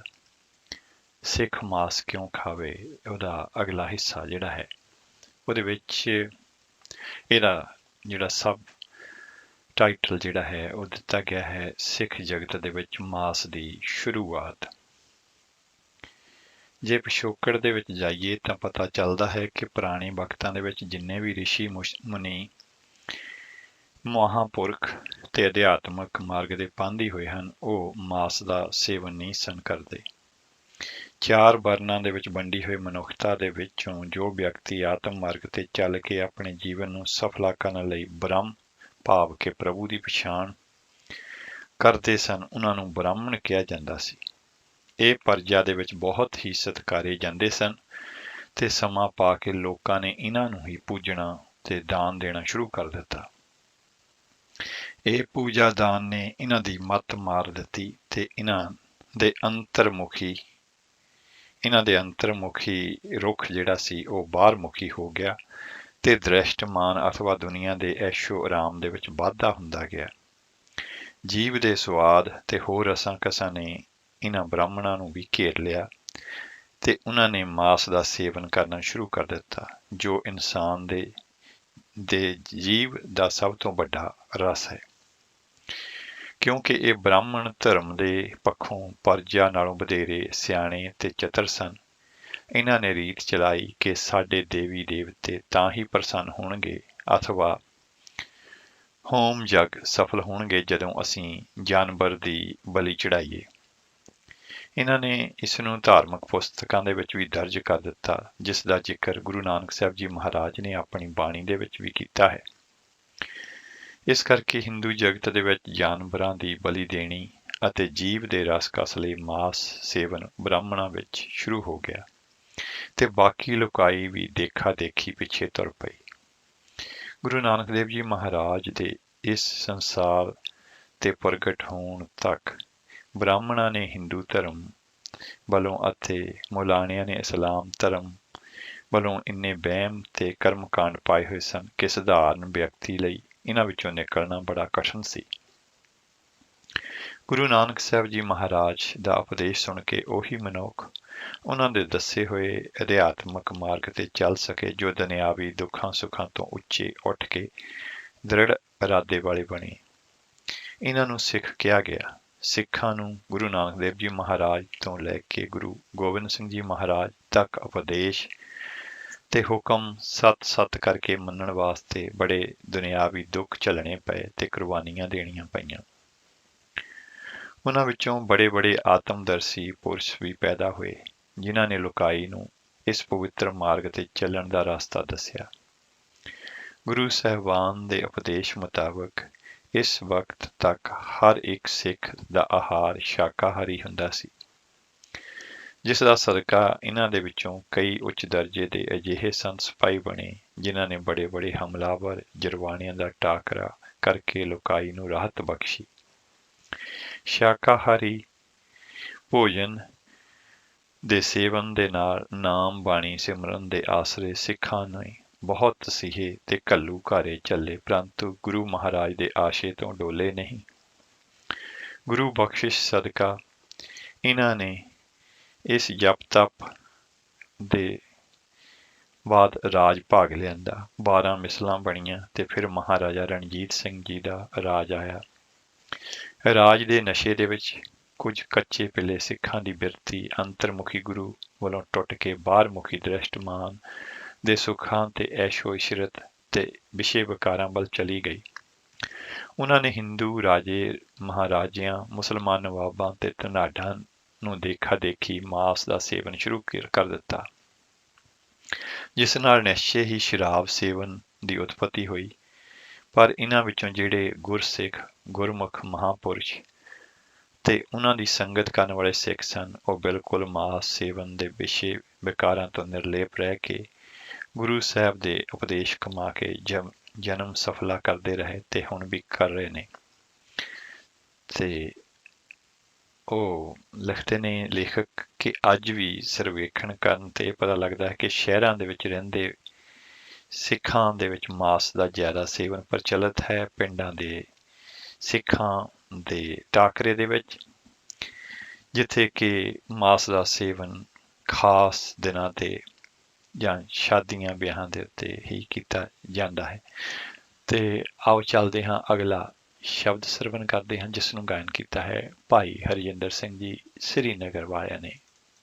ਬਾਬਾ ਕੇ ਹਾਜੀਆਂ, ਬਾਬਾ ਕੇ ਹਾਜੀਆਂ, ਸ਼ੁਭ ਅਮਲਾ ਬਾਜੂ ਦੋਨੋਂ ਰੋਈ, ਬਾਬਾ ਕੇ ਹਾਜੀਆਂ, ਬਾਬਾ ਕੇ ਹਾਜੀਆਂ, ਸ਼ੁਭ ਅਮਲਾ ਬਾਜੂ ਦੋਨੋਂ ਰੋਈ, ਬਾਬਾ ਕੇ ਹਾਜੀਆਂ, ਬਾਬਾ ਕੇ ਹਾਜੀਆਂ।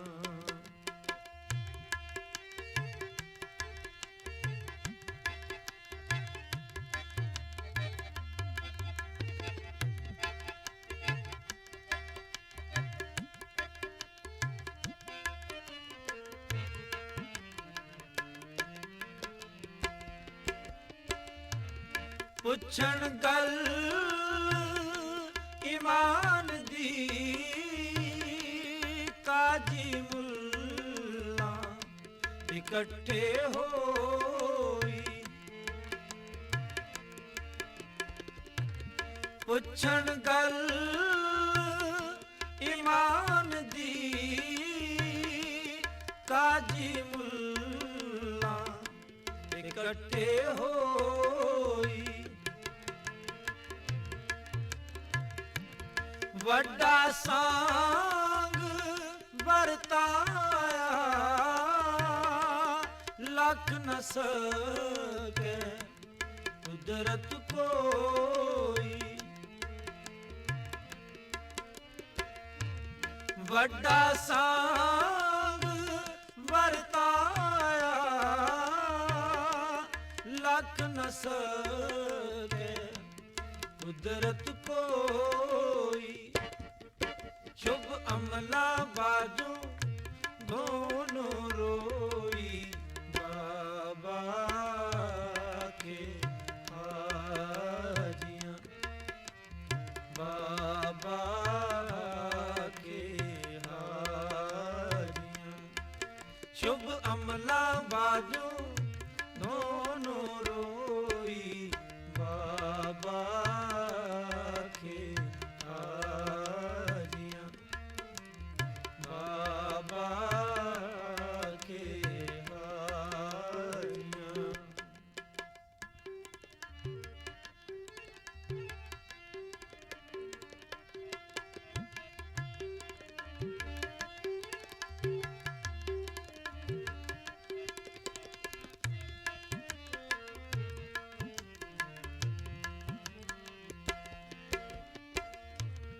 ਪੁੱਛਣ ਫੋਲ ਕਿਤਾਬ ਨੂੰ ਹਿੰਦੂ ਵੱਡਾ ਕਿ ਮੁਸਲਮਾਨੋਈ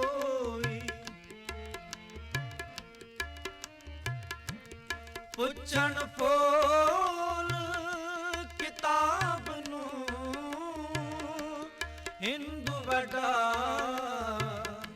ਕਿ ਮੁਸਲਮਾਨੋਈ ਸ਼ੁਭ ਅਮਲਾ ਬਾਜੂ ਦੋਨੋਂ ਰੋਈ ਬਾਬਾ ਕੇ ਹਾਰੀਆਂ ਬਾਬਾ ਕੇ ਹਾਰੀਆਂ ਸ਼ੁਭ ਅਮਲਾ ਬਾਜੂ ਦੋਨੋਂ ਰੋਈ ਬਾਬਾ ਕੇ ਹਾਰੀਆਂ ਬਾਬਾ ਕੇ ਹਾਰੀਆਂ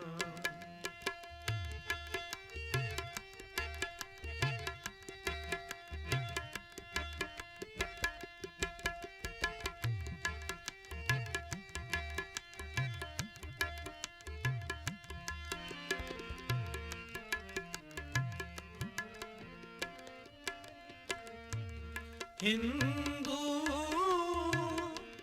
ਮੁਸਲਮਾਨ ਦੋਏ ਦਰਗਾਹ ਅੰਦਰ ਲੈਣ ਨਾ ਢੋਈ ਹਿੰਦੂ ਮੁਸਲਮਾਨ ਦੋਏ ਦਰਗਾਹ ਅੰਦਰ ਲੈਣ ਨਾ ਢੋਈ ਸ਼ੁਭ ਅਮਲਾ ਬਾਜੂ ਦੋਨੋਂ ਰੋਈ ਬਾਬਾ ਕੇ ਹਾਰੀਆਂ ਬਾਬਾ ਕੇ ਹਾਰੀਆਂ ਸ਼ੁਭ ਅਮਲਾ ਬਾਜੂ ਦੋਨੋਂ ਰੋਈ ਬਾਬਾ ਕੇ ਹਾਰੀਆਂ ਬਾਬਾ ਕੇ ਹਾਰੀਆਂ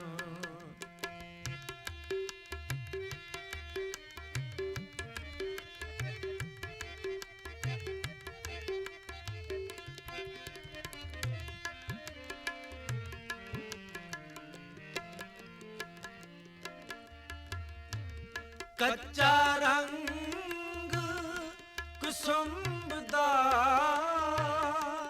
ਪਾਣੀ ਤੋਤੇ ਫਿਰ ਨਾ ਰੋਈ ਕੱਚਾ ਰੰਗ ਕੁਸੁੰਭ ਦਾ ਪਾਣੀ ਤੋਤੇ ਫਿਰ ਨਾ ਰੋਈ ਕਰਨ ਵਕੀਲੀ ਆਪ ਵਿੱਚ ਰਾਹ ਰਹੀਮ ਇੱਕ ਥਾਂ ਖਲੋਈ ਕਰਨ ਵਕੀਲੀ ਆਪ ਵਿੱਚ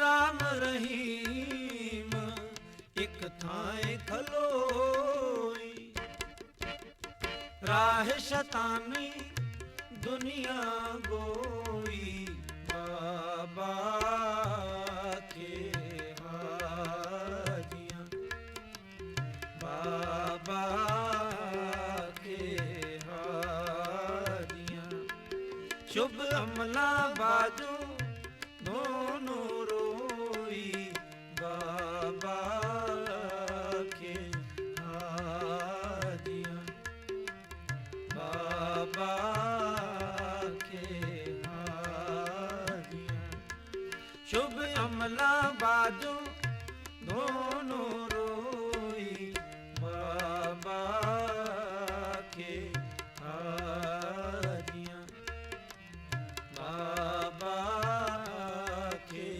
ਹਾਰੀਆਂ ਬਾਬਾ ਕੇ ਹਾਰੀਆਂ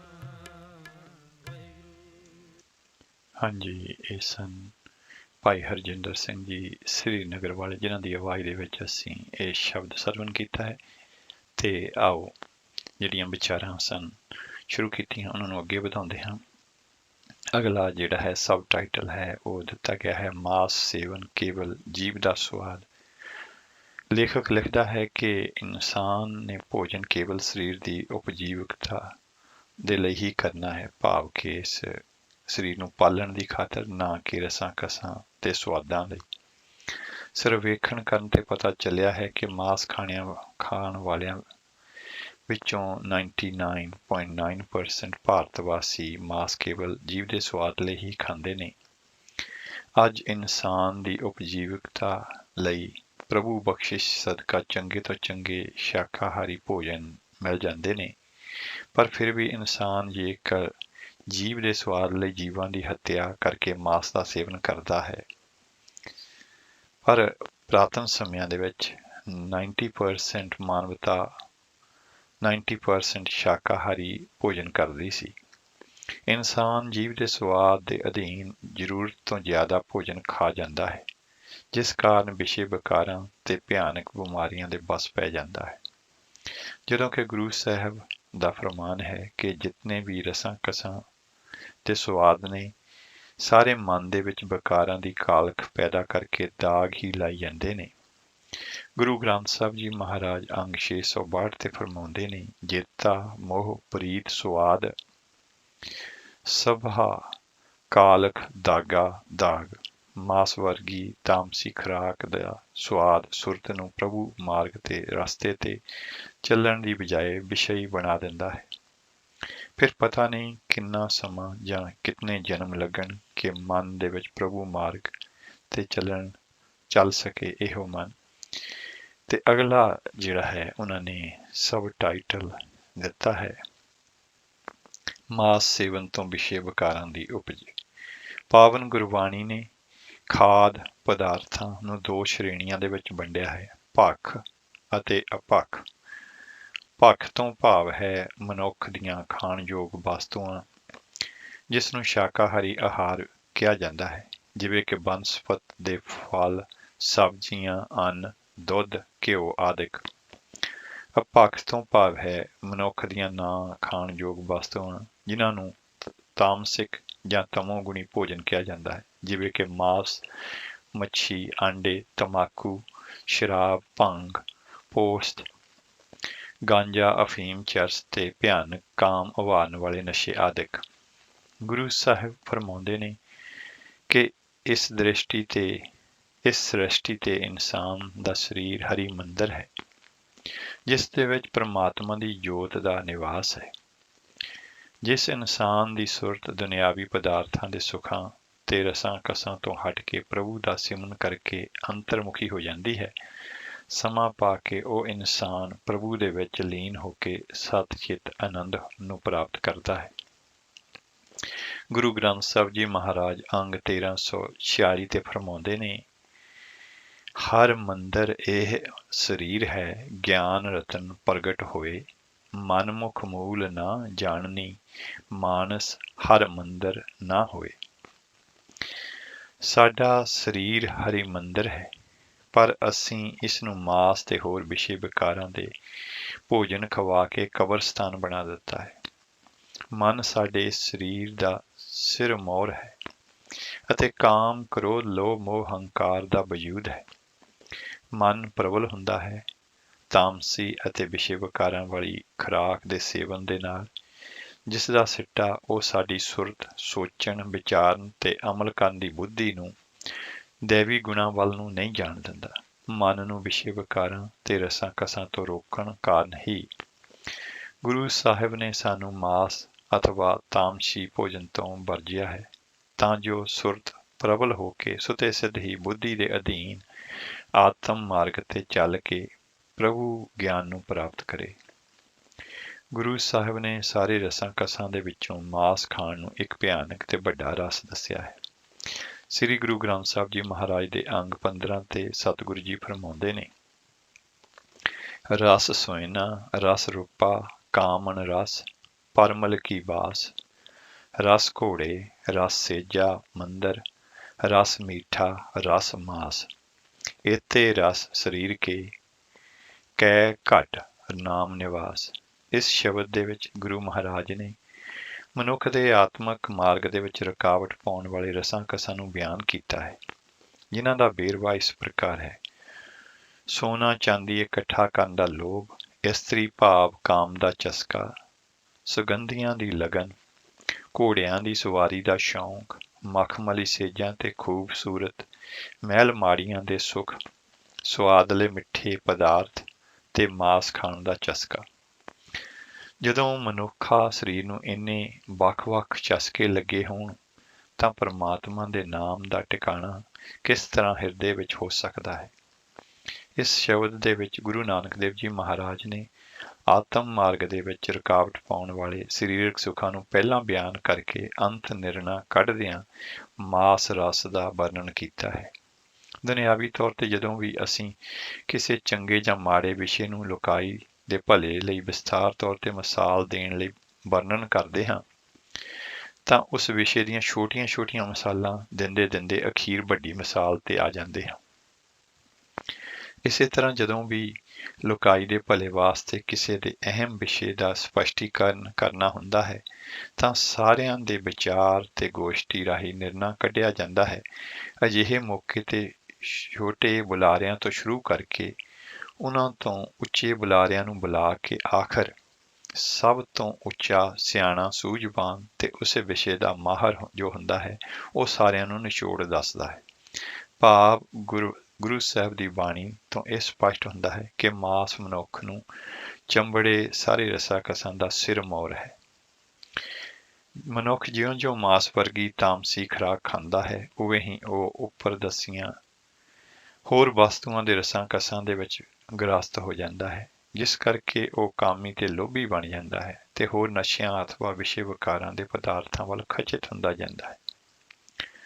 ਉਸ ਦੀ ਸੁਰਤ ਜੋ ਇਲਾਹੀ ਪ੍ਰੇਮ ਰਸ ਵੱਲ ਲੱਗੀ ਸੀ ਉਹ ਵਿਸ਼ੇ ਵਿਕਾਰਾਂ ਦੇ ਵਿੱਚ ਖਚਿਤ ਹੋ ਕੇ ਬਾਹਰ ਮੁਖੀ ਹੋ ਜਾਂਦੀ ਹੈ ਤੇ ਮਨੁੱਖ ਵੱਡਾ ਗੁਨਾਹਗਾਰ ਬਣ ਕੇ ਆਵਾਗਮਨ ਦੇ ਗੇੜ ਦੇ ਵਿੱਚ ਪੈ ਜਾਂਦਾ ਹੈ। ਆਤਮ ਮਾਰਗ ਦੇ ਪਾਂਧੀ ਸਿੱਖ ਮਾਸ ਨੂੰ ਇੱਕ ਵੱਡਾ ਰਸ ਸਮਝ ਕੇ ਇਸ ਦਾ ਤਿਆਗ ਕਰਦੇ ਨੇ, ਜਿਸ ਨਾਲ ਸਹਿਜ ਸੁਭਾਅ ਉਹਨਾਂ ਦਾ ਇਸ ਸ਼ਬਦ ਦੇ ਵਿੱਚ ਦਰਸਾਏ ਹੋਰ ਰਸਾਂ ਕਸਾਂ ਵੱਲੋਂ ਧਿਆਨ ਘਟਦਾ ਜਾਂਦਾ ਹੈ। ਵਿਅਕਤੀ ਦਾ ਜੀਵਨ ਬਣਾਉਣ ਦੇ ਵਿੱਚ ਆਹਾਰ ਬੜੀ ਮਹੱਤਤਾ ਹੈ, ਜਿਸ ਤੋਂ ਉਸ ਦੇ ਵਿਚਾਰ ਬਣਦੇ ਨੇ, ਫਿਰ ਉਸ ਦੇ ਕਰਮ ਬਣਦੇ ਨੇ ਤੇ ਉਸ ਦੇ ਮੁਤਾਬਕ ਉਸ ਦੀ ਆਪਣੀ ਕਿਰਤ ਕਰਦਾ ਹੈ ਤੇ ਆਪਣਾ ਆਚਰਣ ਬਣਾਉਂਦਾ ਹੈ। ਪਵਿੱਤਰ ਆਹਾਰ ਹੀ ਮਨ ਨੂੰ ਪਵਿੱਤਰ ਰੱਖ ਸਕਦਾ ਹੈ। ਮਨੁੱਖ ਜੋ ਕੁਝ ਖਾਂਦਾ ਹੈ ਉਹੋ ਜਿਹੇ ਉਸ ਦੇ ਵਿਚਾਰ ਹੋ ਜਾਂਦੇ ਨੇ। ਆਮ ਕਹਾਵਤ ਹੈ, ਜੈਸਾ ਅੰਨ ਤੈਸਾ ਮਨ। ਇਹ ਸੱਚ ਹੈ ਕਿ ਨਾਮ ਬਾਣੀ ਸਿਮਰਨ ਵਾਸਤੇ ਸ਼ਾਕਾਹਾਰੀ ਖੁਰਾਕ ਅਤੇ ਅਲਪ ਆਹਾਰ ਚਾਹੀਦਾ ਹੈ। ਇਸ ਦੇ ਵਿਪਰੀਤ ਅਪਵਿੱਤਰ ਅਥਵਾ ਸੁਆਦਾਂ ਵਾਲੇ ਤਾਮਸਿਕ ਭੋਜਨ ਖਾਣ ਦੇ ਨਾਲ ਮਤ ਮਲੀਨ ਹੋ ਜਾਂਦੀ ਹੈ। ਵਚਨ ਅਤੇ ਕਰਮ ਅਪਵਿੱਤਰ ਹੋ ਜਾਂਦੇ ਨੇ, ਸਰੀਰ ਵੀ ਰੋਗੀ ਹੋ ਜਾਂਦਾ ਹੈ। ਇਹੋ ਕਾਰਨ ਹੈ ਕਿ ਗੁਰਬਾਣੀ ਨਾਮ ਸਿਮਰਨ ਨੂੰ ਮਨੁੱਖ ਦਾ ਆਹਾਰ ਦੱਸਦੀ ਹੈ। ਜੋ ਇਸ ਵਿੱਚ ਵਿਘਨ ਪਾਏ ਉਸ ਵਸਤੂ ਦਾ ਸੇਵਨ ਨਹੀਂ ਕਰਨਾ ਚਾਹੀਦਾ। ਗੁਰਬਾਣੀ ਫਰਮਾਉਂਦੀ ਹੈ, ਸ੍ਰੀ ਗੁਰੂ ਗ੍ਰੰਥ ਸਾਹਿਬ ਜੀ ਮਹਾਰਾਜ ਦੇ ਅੰਗ 16 ਤੇ ਬਾਬਾ ਹੋਰ ਖਾਣਾ ਖੁਸ਼ੀ ਖੁਆਰ, ਜਿਤ ਖਾਧੈ ਤਨ ਪੀੜੀਐ, ਮਨ ਮਹਿ ਚਲੈ ਬੇਕਾਰ। ਭਾਵ ਕਦੇ ਵੀ ਉਹ ਭੋਜਨ ਨਹੀਂ ਕਰਨਾ ਚਾਹੀਦਾ ਜਿਸ ਨਾਲ ਸਰੀਰ ਰੋਗੀ ਹੋ ਜਾਵੇ, ਮਨ ਵਿੱਚ ਬੇਕਾਰ ਪੈਦਾ ਹੋਣ ਜਾਂ ਨਾਮ ਸਿਮਰਨ ਵਿੱਚ ਵਿਘਨ ਪਵੇ। ਅਧਿਆਤਮਕ ਮਾਰਗ ਦੇ ਪਾਂਧੀ ਜਦੋਂ ਸ਼ਾਕਾਹਾਰੀ ਭੋਜਨ ਖਾਂਦਾ ਹੈ ਤਾਂ ਉਸ ਦੀ ਬਿਰਤੀ ਬਾਹਰਲੇ ਰਸਾਂ ਕਸਾਂ ਤੋਂ ਹਟ ਕੇ ਅੰਤਰਮੁਖੀ ਹੋ ਕੇ ਪ੍ਰਭੂ ਮਿਲਾਪ ਦੇ ਮਾਰਗ ਵੱਲ ਵੱਧਦੀ ਜਾਂਦੀ ਹੈ, ਜਿਸ ਕਾਰਨ ਸਹਿਜੇ ਹੀ ਉਸ ਦੀ ਸੁਰਤ ਨਾਮ ਬਾਣੀ ਸਿਮਰਨ ਕਰਦੀ ਰਹਿੰਦੀ ਹੈ। ਦੂਸਰੀ ਤਰਫ ਮਾਸ ਵਰਗੀ ਤਾਮਸੀ ਖੁਰਾਕ ਦੇ ਸੇਵਨ ਦੇ ਨਾਲ ਮਨੁੱਖ ਦੀ ਰੁਚੀ ਵਿਚੇ ਵਿਕਾਰਾਂ ਤੇ ਰਸਾਂ ਕਸਾਂ ਤੇ ਨਸ਼ਿਆਂ ਵਿੱਚ ਫਸਦੀ ਚੱਲਦੀ ਜਾਂਦੀ ਹੈ। ਉਹ ਪ੍ਰਭੂ ਤੋਂ ਦੂਰ ਹੁੰਦਾ ਜਾਂਦਾ ਹੈ ਤੇ ਦੁਨਿਆਵੀ ਪਦਾਰਥਾਂ ਵਿੱਚ ਗਲਤਾਨ ਹੋ ਕੇ ਆਪਣਾ ਜੀਵਨ ਖਰਾਬ ਕਰ ਲੈਂਦਾ ਹੈ। ਆਤਮ ਮਾਰਗ ਦੀ ਘਾਟੀ ਬੜੀ ਵਿਖੜੀ ਹੈ। ਗੁਰੂ ਸਾਹਿਬ ਦਾ ਫਰਮਾਨ ਹੈ, ਅਧਿਆਤਮਕਤਾ ਦਾ ਰਸਤਾ ਖੰਡੇ ਦੀ ਧਾਰ ਦੇ ਨਾਲੋਂ ਵੀ ਤਿੱਖਾ ਹੈ ਤੇ ਬਾਲ ਤੋਂ ਵੀ ਬਰੀਕ ਹੈ, ਕਿਉਂਕਿ ਦੁਨਿਆਵੀ ਵਿਸ਼ੇ ਵਿਕਾਰ ਤੇ ਬਾਸ਼ਨਾਵਾਂ ਮਨ ਦੀ ਅਡੋਲਤਾ ਨੂੰ ਡਗਮਗਾਉਂਦੀਆਂ ਰਹਿੰਦੀਆਂ ਨੇ। ਗੁਰੂ ਗ੍ਰੰਥ ਸਾਹਿਬ ਜੀ ਮਹਾਰਾਜ ਦਾ ਫਰਮਾਨ ਹੈ 918 ਅੰਗ ਤੇ ਖੰਨਿਓ ਤਿੱਖੀ ਬਾਲੋਂ ਨਿੱਕੀ ਏਤ ਮਾਰਗ ਜਾਣਾ। ਮਨ ਨੂੰ ਅੰਤਰਮੁਖੀ ਪ੍ਰਭੂ ਦੇ ਨਾਲ ਜੋੜਨ ਵਾਸਤੇ ਬਹੁਤ ਜ਼ੋਰ ਲਗਾਉਣਾ ਪੈਂਦਾ ਹੈ ਤੇ ਬੜੀਆਂ ਅਰਦਾਸਾਂ ਤੇ ਘਾਲਣੀਆਂ ਪੈਂਦੀਆਂ ਨੇ, ਪਰ ਇੱਕ ਛਿਨ ਮਾਤਰ ਦੇ ਰਸ-ਕਸ ਉਸ ਨੂੰ ਵਿਸ਼ੇ ਵਿਕਾਰਾਂ ਵੱਲ ਧਕੇਲ ਦਿੰਦੇ ਨੇ ਤੇ ਟੀਸੀ ਤੇ ਚੜਿਆ ਹੋਇਆ ਮਨ ਪਲ ਦੇ ਵਿੱਚ ਹੀ ਹੇਠਾਂ ਡਿੱਗ ਪੈਂਦਾ ਹੈ। ਵਿਗਿਆਨ ਅਨੁਸਾਰ ਵੀ ਜੀਵ ਹੱਤਿਆ ਸਮੇਂ ਘਬਰਾਏ ਤੇ ਡਰੇ ਹੋਏ ਜਾਨਵਰ ਦੇ ਸਰੀਰ ਵਿੱਚ ਪੈਦਾ ਹੋਇਆ ਜ਼ਹਿਰ ਮਨੁੱਖ ਦੇ ਵਿਸ਼ੇ ਵਿਕਾਰੀ ਬਿਰਤੀ ਤੇ ਡੂੰਘਾ ਅਸਰ ਕਰਦਾ ਹੈ। ਐਂਡਰਨਾਨੇਲਿਨ ਨਾਮਕ ਪਾਚਕ ਰਸ ਕੁਝ ਤਾਂ ਮਾਸ ਪਕਾਉਣ ਵੇਲੇ ਖਤਮ ਹੋ ਜਾਂਦਾ ਹੈ ਤੇ ਕਾਫੀ ਜਿਹੜਾ ਬਚ ਜਾਂਦਾ ਹੈ ਮਨੁੱਖ ਦੇ ਮਾਸ ਸੇਵਨ ਉਪਰੰਤ ਜੀਵ ਰਸਾਇਣ ਵਰਗਾ ਕੰਮ ਕਰ ਮਨੁੱਖ ਦੇ ਵਿੱਚ ਡਰ ਤੇ ਗੁੱਸਾ ਉਪਜਾਉਂਦਾ ਹੈ। ਤੇ ਆਓ ਚੱਲਦੇ ਹਾਂ ਅਗਲਾ ਸ਼ਬਦ ਸਰਵਨ ਕਰਦੇ ਹਾਂ। काटे कष्ट पूरे गुरुदेव सेवक को दीनी अपनी से सेवक को दीनी अपनी से काटे कष्ट पूरे गुरुदेव सेवक को दीनी अपनी से सेवक को दीनी अपनी से।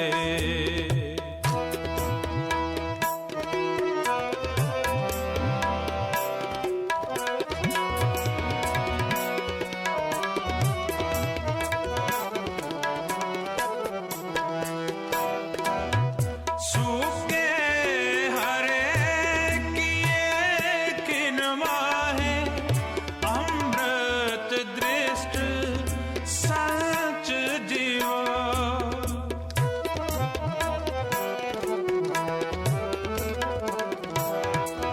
सूखे हरे किए किन माहे अमृत दृष्ट सच जीवाए सच जीवाए काटे कष्ट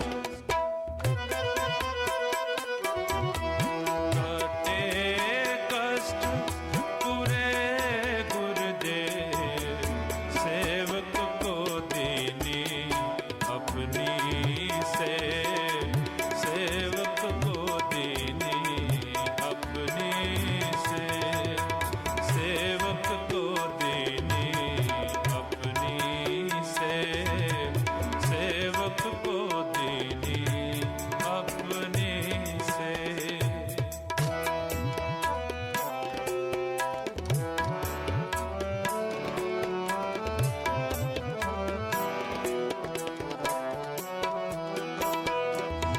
मिट गई चिंत पुन्नी मन आशा करी दया सतगुर गुण तासा।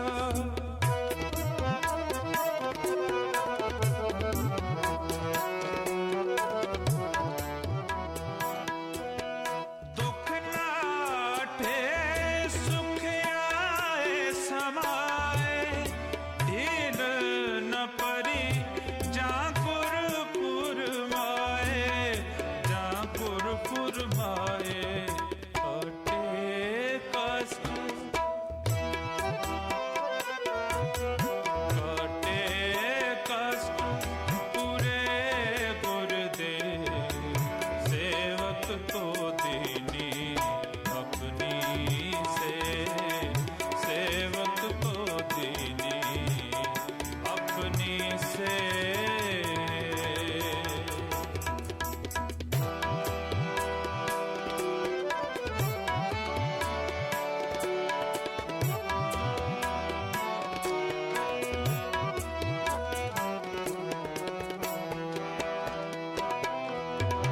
इच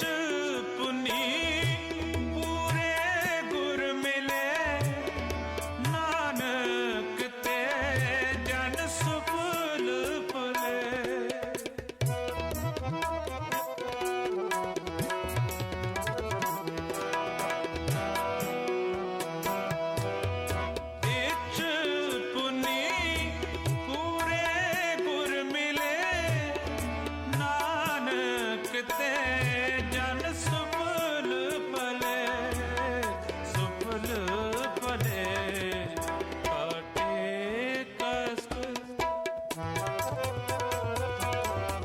ਕਾਟੇ ਕਸ਼ਟ, ਪੂਰੇ ਗੁਰ ਦੇ ਸੇਵਕ ਕੋ ਦੀਨੀ ਆਪਣੀ ਸੇ, ਸੇਵਕ ਕੋ ਦੀਨੀ ਆਪਣੀ ਸੇ, ਕਾਟੇ ਕਸ਼ਟ, ਪੂਰੇ ਗੁਰ ਦੇ ਸੇਵਕ ਕੋ ਦੀਨੀ ਆਪਣੀ ਸੇ, ਸੇਵਕ ਕੋ ਦੀਨੀ ਆਪਣੀ ਸੇ, ਸੇਵਕ ਕੋ ਦੀਨੀ ਆਪਣੀ ਸੇਵ।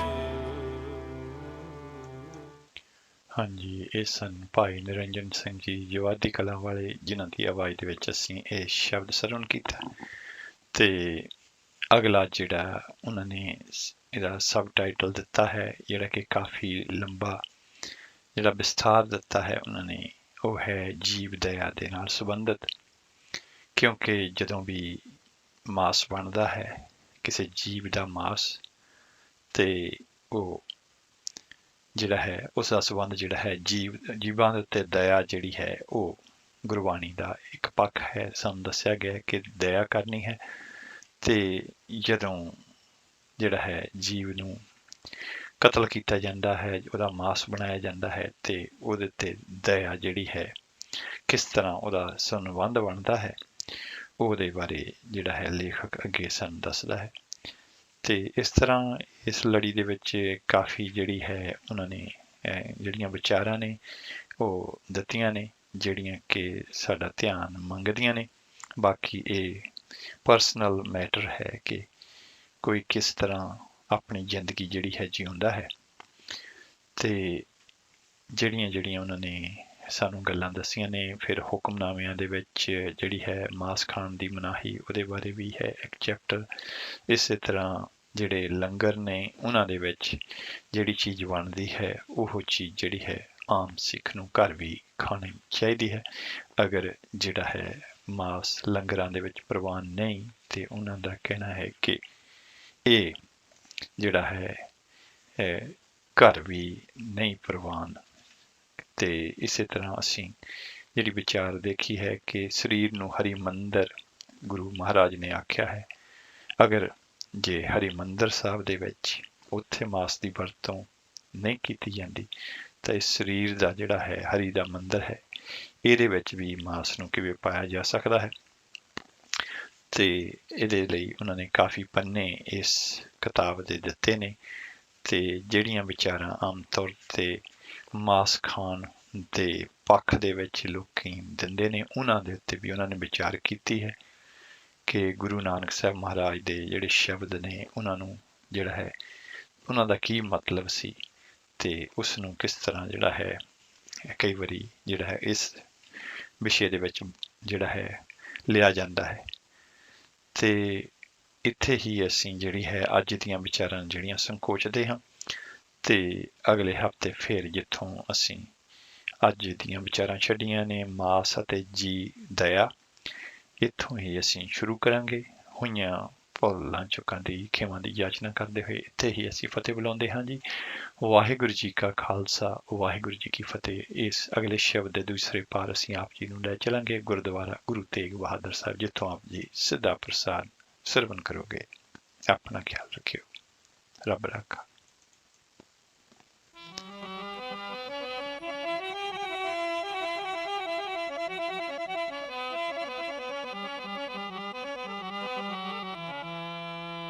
ਪਾਪ ਕਮਾਵੰਦਿਆਂ ਤੇਰਾ ਕੋਈ ਨਾ ਬੇਲੀ ਰਾਮ, ਤੇਰਾ ਕੋਈ ਨਾ ਬੇਲੀ ਰਾਮ।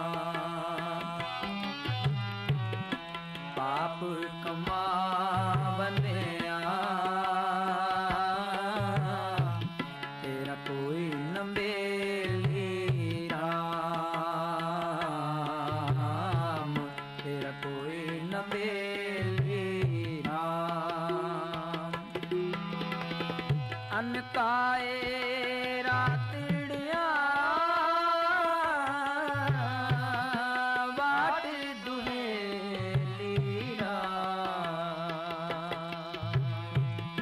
ਅਨਕਾਏ ਰਾਤੜਿਆ ਵਾਟ ਦੁਹੇਲੀ ਪਾਪ ਕਮਾਵੰਦਿਆ ਤੇਰਾ ਕੋਈ ਨ ਮੇਲੀ ਰਾਮ ਤੇਰਾ ਕੋਈ ਨ ਮੇਲੀ ਰਾਮ ਪਾਪ ਕਮਾਵੰਦਿਆ ਤੇਰਾ ਕੋਈ ਨ ਮੇਲੀ ਰਾਮ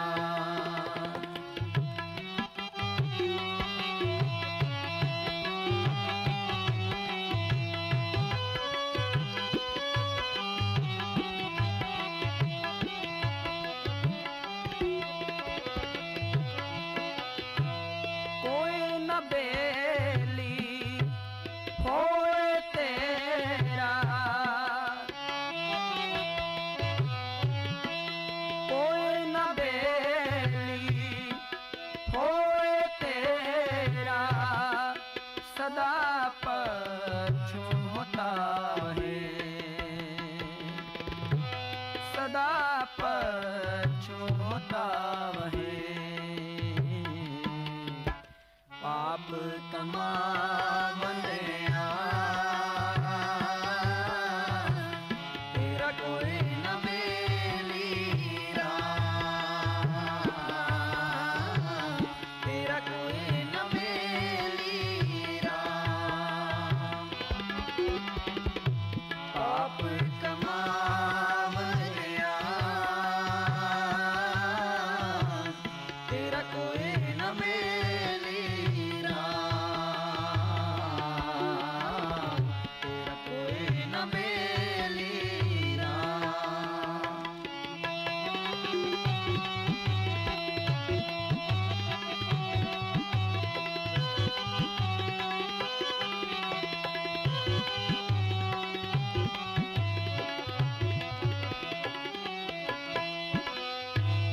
ਗੁਣ ਗੋਪਾਲ ਨਾ ਜਪੇ ਰਸਨਾ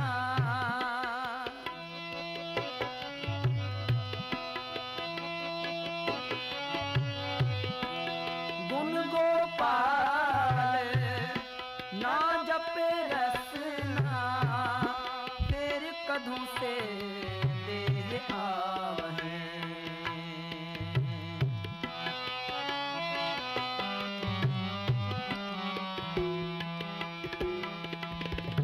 ਫਿਰ ਕਦੋਂ ਸੇ ਦੇਹ ਆਹੇ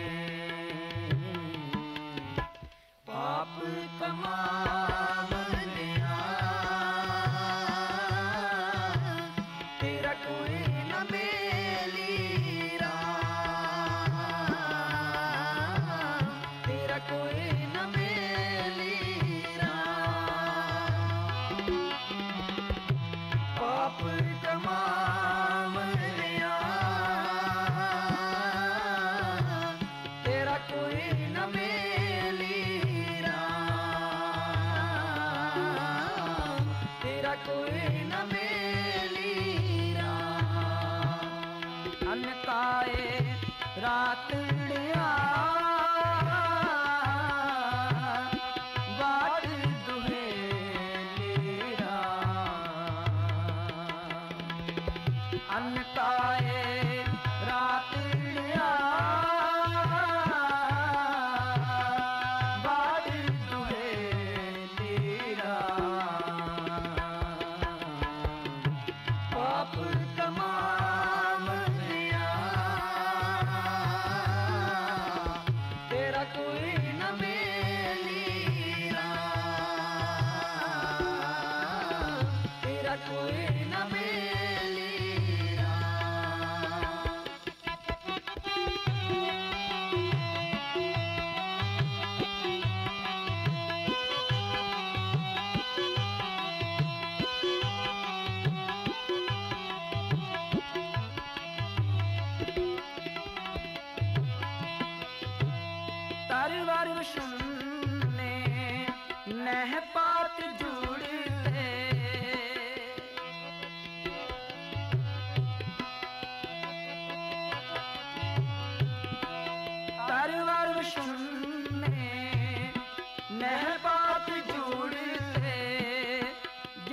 मगदों ने अकेली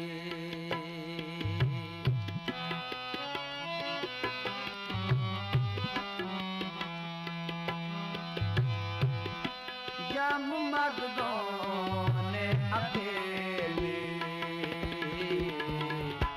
पाप कमाम लिया तेरा कोई न मेली राम तेरा कोई न मेली राम पाप कमाम लिया तेरा कोई न मेली राम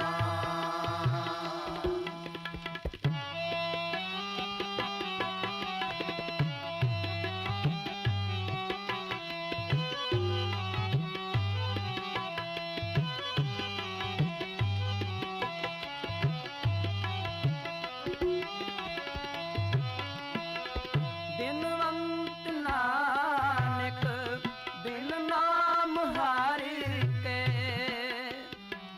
बिनवंत नानक बिनवंत नानक नाम हार के बिनवंत नानक बिन नाम हार के बिन नाम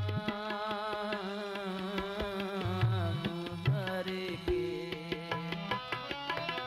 बिनवंत नानक बिन नाम हार के सदा फेरते दुहेली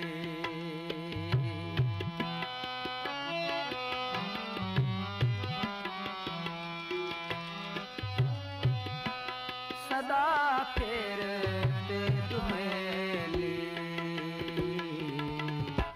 पाप कमाम लिया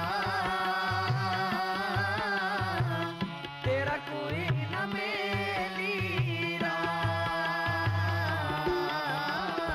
तेरा कोई न मेली राम पाप कमाम लिया तेरा कोई न मेली राम